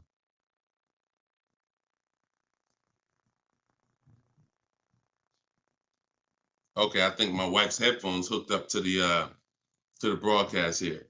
Thank you for letting me know, Judy. So when we're getting, so the 1% lease deal rule is older than, it was around, I think, before I got into the car business at 2006. And what it was is, if your lease payment was 1% or lower of the MSRP of the car, you stole a car. Stole a car. Example, I know if you've never seen a 1% lease deal, let me show you a couple. So this is Greg.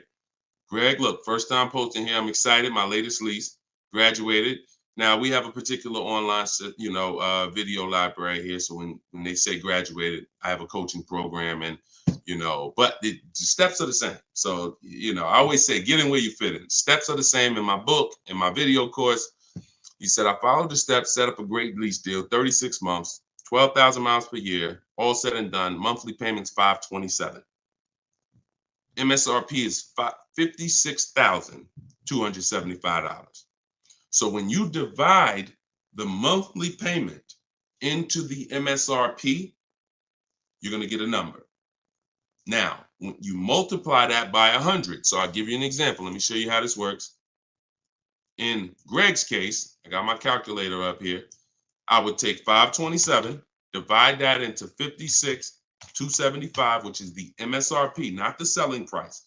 Doesn't matter the selling price. The MSRP is how we gauge the value.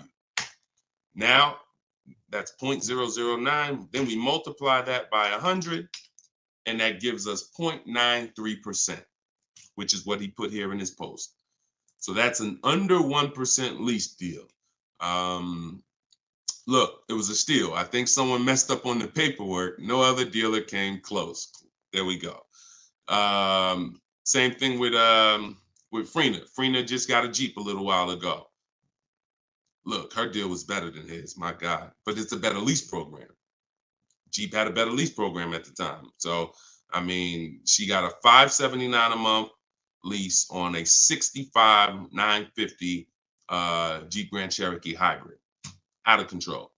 So this is how we're shopping. You want to follow the format of the 1% lease deal, which is I shop with 12,000 miles per year.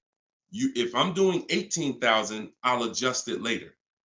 If I'm a high mileage driver, who's a high mileage driver? You drive more than 18, 20,000 miles per year plus. Who's a high type HM if you're a high mileage driver?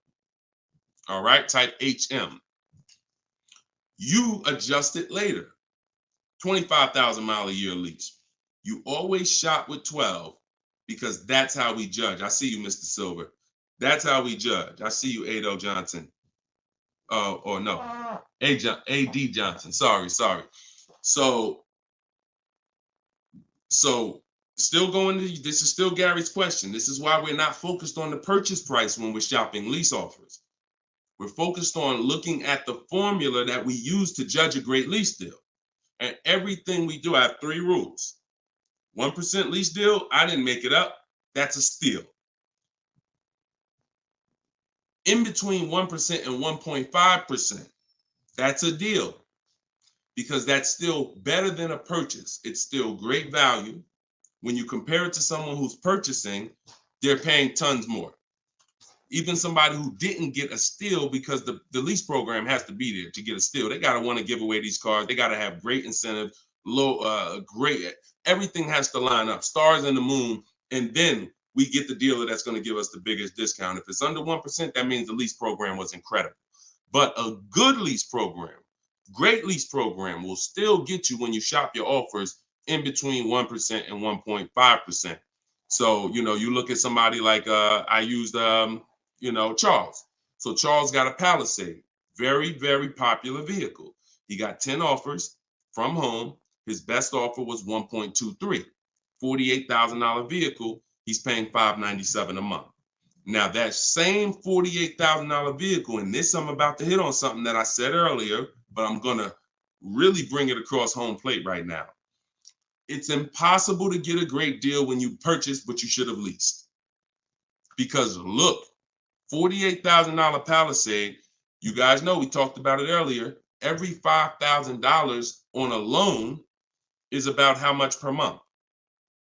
Every $5,000 on a loan is about how much per month? I told y'all, stay by the keyboard, because we like to dialogue. So we want to make sure you are always by your keyboard so you could dialogue. Active learning. That's how you're going to get the most out of this show. Active. Okay. Anybody type it yet? Okay. Thank you, Dominic, on TikTok. Yes. $100. So that same Palisade that Charles is driving right now for $597, there are people who financed it, no money down, and they're paying almost $1,000 a month, $900 to $1,000 if they got a 5-year loan. If they took a 6-year loan, they're probably paying $8 something a month for 6 years. He's paying $597. So that's what I say. You cannot. And even when you have a good lease program and you get your offers, 1.23, 1.25, 1.3, great value compared to purchasing that car. You're avoiding the depreciation that someone who's purchasing is going to take, and it's no comparison.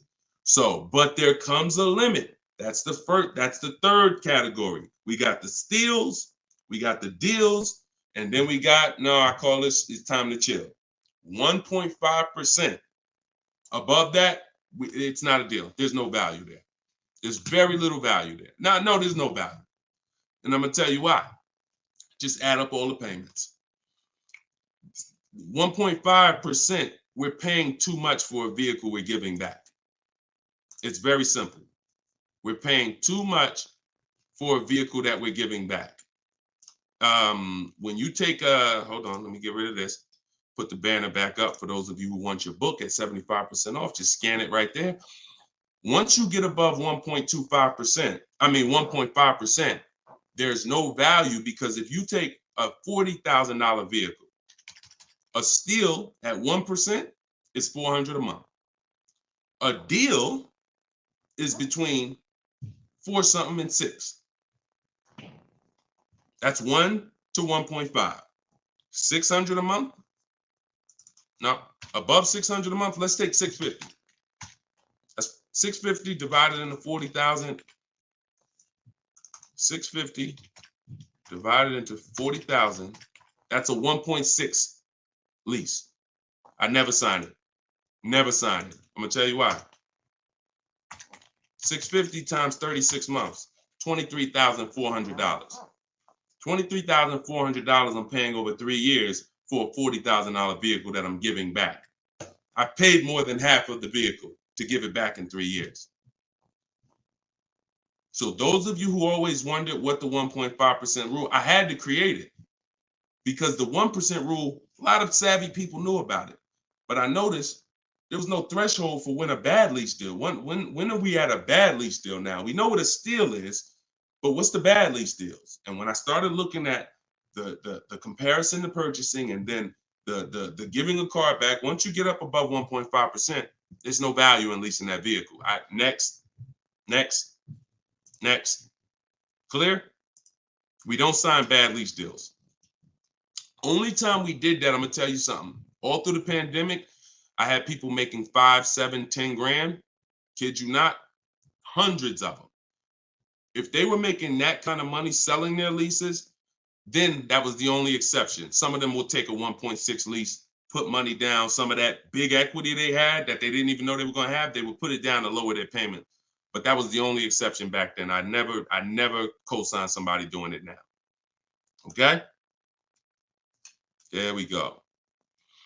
Gary, just Gary, in my TikTok bio, are you on my email list? Send me an email. You want the whole, you just send me an email and we'll make sure we get you in. And that's a special price, and I'll get you the special price to join us. Okay.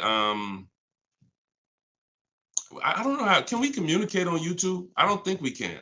I think we can only communicate. If you follow me on any of the other platforms, Gary, YouTube, TikTok, Facebook, Instagram, they allow those direct messages and we'll be able to see you. Just send me a message and I'll get you some. I'll have the team find some special link to get you in at the at that price. All right. MSRP, Todd, is always the bottom line. Okay, this is a great question. Hold on. We'll pull another question up, but I want to do Todd's question he just asked right here. He said, do you include freight and handling in the MSRP calculations? That's a great question, very common. Let me show you this. When you are looking at the MSRP, y'all, leases and purchases of brand new cars, used car purchasing is different. But when you're shopping, we're always shopping based on the MSRP. So let me show y'all this.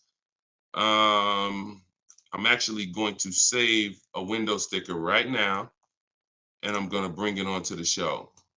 Hold on. All right, so let me go here. Boom. Check this out. All right, here we go. Hold on. It's loading. Boom. All right, so here's a window sticker.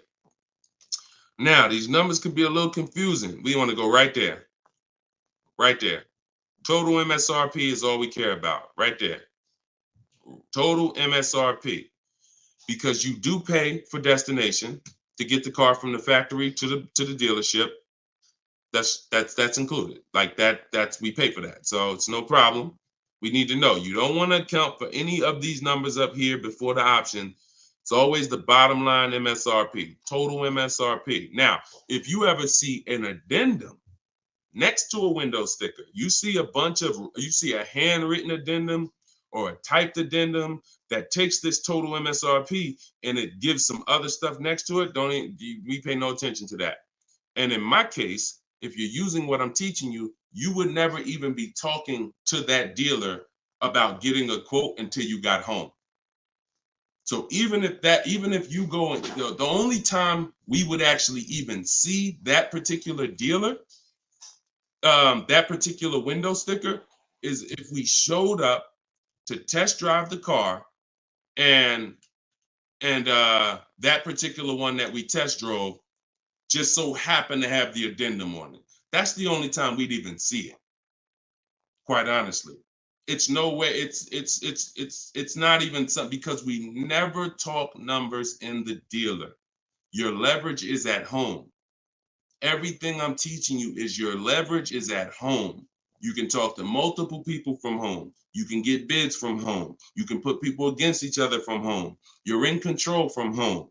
You lose all of that sitting down at a car salesman's desk and going back and forth one-on-one. You can see the whole market at home. See, we get below market deals. I want you getting below market deals. There's no way for you to get below market deals without seeing enough offers to know the market. I can never sit down across a car salesman, across this table from a car salesman, and get a below market deal, because I don't know what the market is. I only know what your price is. And every single one of your competitors is going to offer me a different price. Some higher, some lower, depending on who you are. And so I can only expose that information by being at home. But yes, everything we are doing is always based on that total MSRP, and that's how we do our calculations. Okay, great question. If everybody's getting value out of the show, could you type some dollar signs? Just type a dollar sign if you're enjoying the show so far. So if whenever you see this show, if you see the banner above us, then this is a rebroadcast. But if there's no banner, then we're live. So you can ask your questions, but you can always make sure that I always want to make sure that you guys have access to the live shows so that you can use them. But even the rebroadcast, if you're sitting watching the rebroadcast, you're going to get the same value pretty much as somebody here live, because somebody's going to ask the same question you had. I can almost guarantee it. So I'm glad. I see a lot of dollar signs. Perfect. I see a lot of dollar signs. If you haven't subscribed to us on YouTube, please subscribe so that you can keep in touch with what we're doing here. And certainly, good job. I'm happy everybody's getting value. Go ahead, Dolan. We got a few more minutes. Post another question. Great questions today. All right, this one's from Instagram. I haven't had any car loans, car leases on my credit before. How likely will I be able to lease an $80,000 car? I have great credit. If you got great credit and income, then you could go for it. Great credit and income, you could go for it. Whether you have the car. Now, I'm going to tell you something. Mercedes did not want to be people's first lease. So there are snooty brands out there. I cannot tell you that because BMW may not be that way. Audi may not be that way. Range Rover may not be that way, because I think Chase does their leases. So, but when it comes to Mercedes, they didn't want to be your first lease. You really had to have some type of comparable credit. But if you have great credit and you have the income, then certainly I'd be going for a lease. No doubt about it. No doubt about it. It's like the chicken and the egg, you know what I mean? Like, which comes first? Or it's better is the job and the experience. You can't get a job without experience. You can't get experience without a job. So in this particular case, somebody has to be your first, lender, and most of them will. Yeah, most of them will. You know what I do too? One more thing. I have this in my book too. Just so y'all know, every little detail is not left out, because I've been doing this since 2006. I've heard every question, and I knew every question has a place. What I do, if I'm you, is before I even shop for a car, if I don't know for sure, even with great credit, if I could get approved, I would call and I'd ask for the finance manager, and I'd tell him my situation. And I say, hey, look, you know what? I got a 740 credit score. I make this a year. I never leased before, but what do you think? And if a Mercedes finance manager would tell you, nah, it's probably not going to work with Mercedes. But someone else would say, nah, that's fine. So that way you don't even waste your time getting all your offers just to find out that this is one of the snooty leasing companies. All right. All right, there we go. All right, shoot the next one up, Dolan.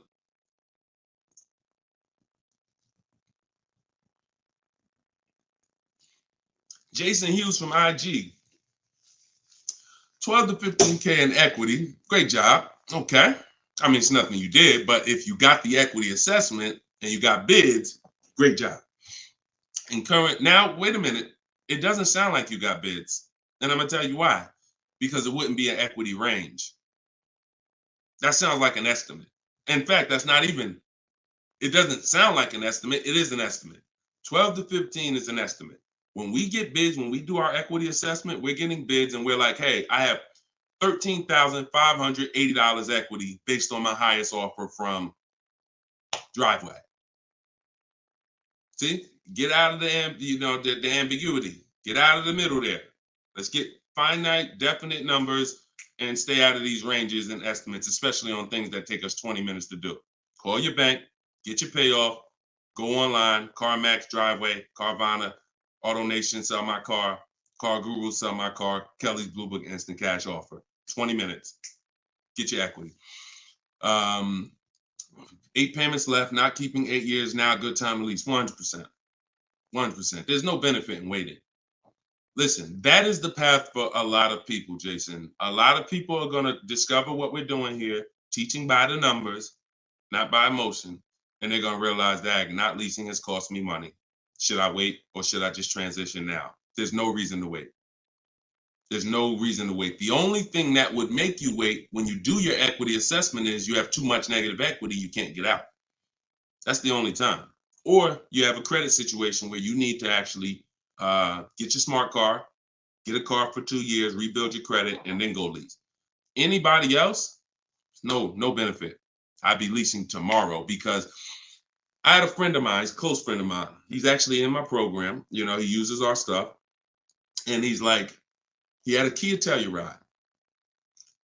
Well, he had an accident. Vehicle got totaled. Now, he said, now I know the 8-year rule, Deshone. I'm going to lease this next one. He gets his bids. Last week, he leased the Kia Telluride for under $500 a month. The same vehicle that he was paying hundreds of dollars every month for. More. Hundreds of dollars more per month. I don't know what his payment was, but I know what a Kia Telluride costs to purchase. A $45,000 Kia Telluride to purchase with no money down is $800-900 a month. So he's literally under $5, no money down, when he was just paying hundreds more than that. So you're in the same situation. No point in waiting. Transition to a great value lease. Get your offers. You wish you could. You wish you would have did it sooner. All right.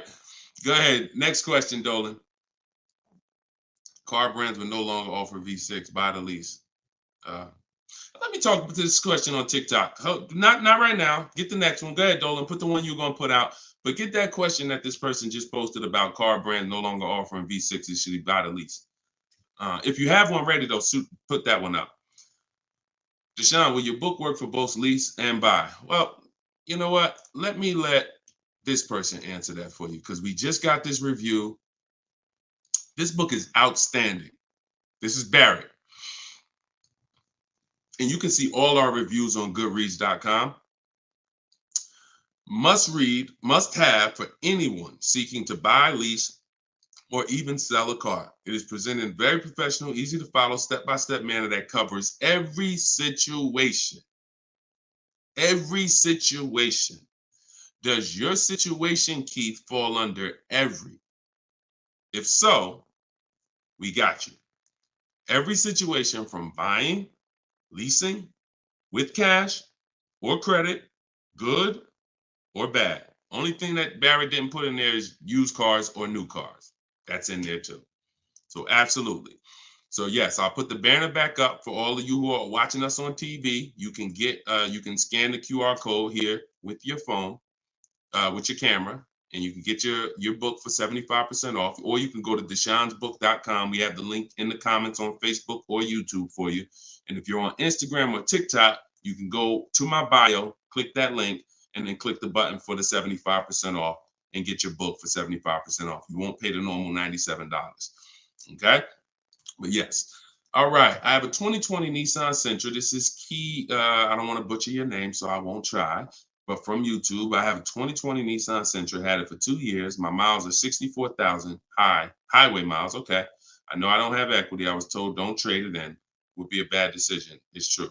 We don't trade cars in. We get bids. So you need to find out what your equity position. See many of you are finding out right now how important the equity assessment is. Whenever you have a current car, equity assessment. So when you call your bank, get your payoff, then you go and you get the offers. You're either going to be in a positive equity position or a negative equity position. Now, if you're in a negative equity position, there's three solutions for negative equity. 2 of them lead to a car, 1 of them doesn't. First is you get all your offers and you can pay the difference because these are the highest offers. So whenever the highest offers are these online bidders. They pay more than car dealers. In fact, 3 of them are car dealers that are bidding. So Kelly's Blue Book, Car Gurus, and AutoNation are car dealers bidding. CarMax, Driveway, Carvana are online marketplaces, used car marketplaces bidding. So you're getting a wide range of diverse offers from people who compete every day to buy cars. and they cut you a check right then and there. They do an hour. Both times I went to CarMax, me and my mother separately, we were out in an hour. I've had people who sold to Carvana, Kelly Blue Instant Cash Offer. They do their inspection. And then they bring you a check. So if you can pay, let's say you said you don't have equity. So if that's the case, then you may have negative equity, which means you might owe 30 and your highest offer is 28. Then I would come up with the 2,000 and I would pay the difference all day long because I'm still winning through a bid. My car's value is maximized through a bid. And if I don't get bids, I'm not maximizing my car's value. So now, second, when we can't pay the difference, then that means we must trade. This is the only scenario where we trade, because you need now one part of the bidding strategy you can't do. So you're going to do the other part of the bidding strategy, which is now think about what car you want. Okay, I want a Toyota Camry. Now I'm going to get my bids. I'm going to get the lowest bid, the dealer that's going to sell me the car for the lowest amount, and then I'm going to purchase from them. But before I can purchase, now I need to bring my old car into the scenario and ask them, how much is my old car worth to you? Now that's the winning dealer. You need them to bring that loan because you need them to carry that negative equity you have and put it on top of your existing deal. So you cannot depend on, don't even think that they're going to pay the amounts you had over here. Oh, Driveway was offering me 29. Yeah, you could tell them that, but again, they're not going to be able to pay that. They can't beat all their competition on the bid and then beat all the online buyers on the bid. So that's why I say your first option is always to pay the difference, because you can win with bids there, you maximize, and then you do a separate transaction. You can still keep them separate. But if you cannot get bid, if you can't pay the difference, your only option is you have to trade that car in, and then you're going to let the dealer who you buy the car from wrap the negative equity into the existing lease. It's hopefully it's a lease, because there shouldn't be any reason you're trading that car unless you just want a lease. To buy another car, unless you're saying you're keeping it 8 years, which, like I said, most people, I've been doing this for years, they're going from a finance to a lease. Now, one more scenario. I told y'all it's 3 ways out of negative equity. One leads to no car. You have too much negative equity and you cannot put it on top of the actual deal, because banks have loan to value ratios. So if you have $10,000 of negative equity, you can't just slap that on top of a $30,000 or $40,000 car. It's going to be too much unless you put money down. So you can't if you got some cash, you can make the deal happen, but you're not going to be able to do a no money down deal, because you're looking to have the bank approve the car, the tax, the fees, which probably another $1,500, and 10 grand of negative equity. And then you want to find, that's too much, because the dealer has to go to the bank and say, we know this car is priced at 40, but we'd like you to lend this person 54. They're not going to do it. They might lend max 50. So the more negative equity you have, if it's too much, you're either going to have to bring some cash to the table to get the deal done. And if you have no cash, you got to wait. You got to pay down the car. It's the only option. That's why I say, know the cause of negative equity. It's usually because you haven't leased. 99, I could tell you the way out. I just gave you the way out. That's in my book, 3 strategies for negative equity.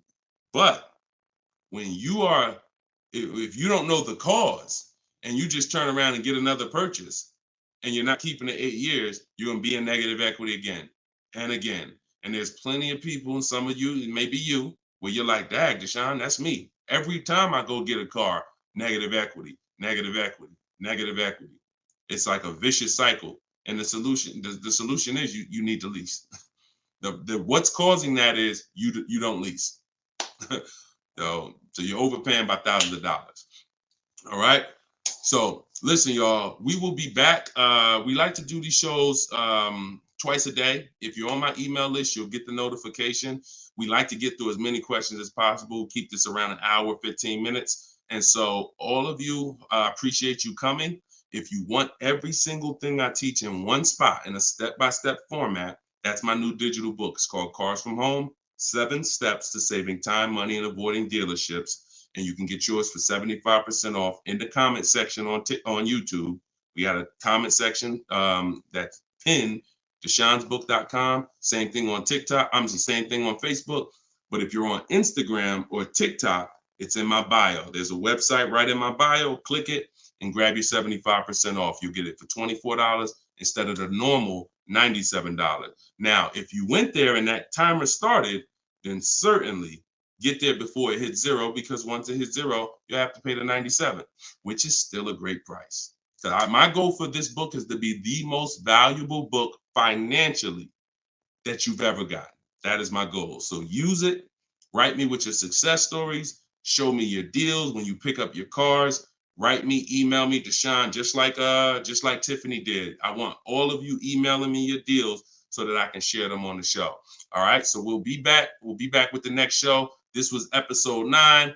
Thank you for coming, and I will see y'all on the next show. God bless you.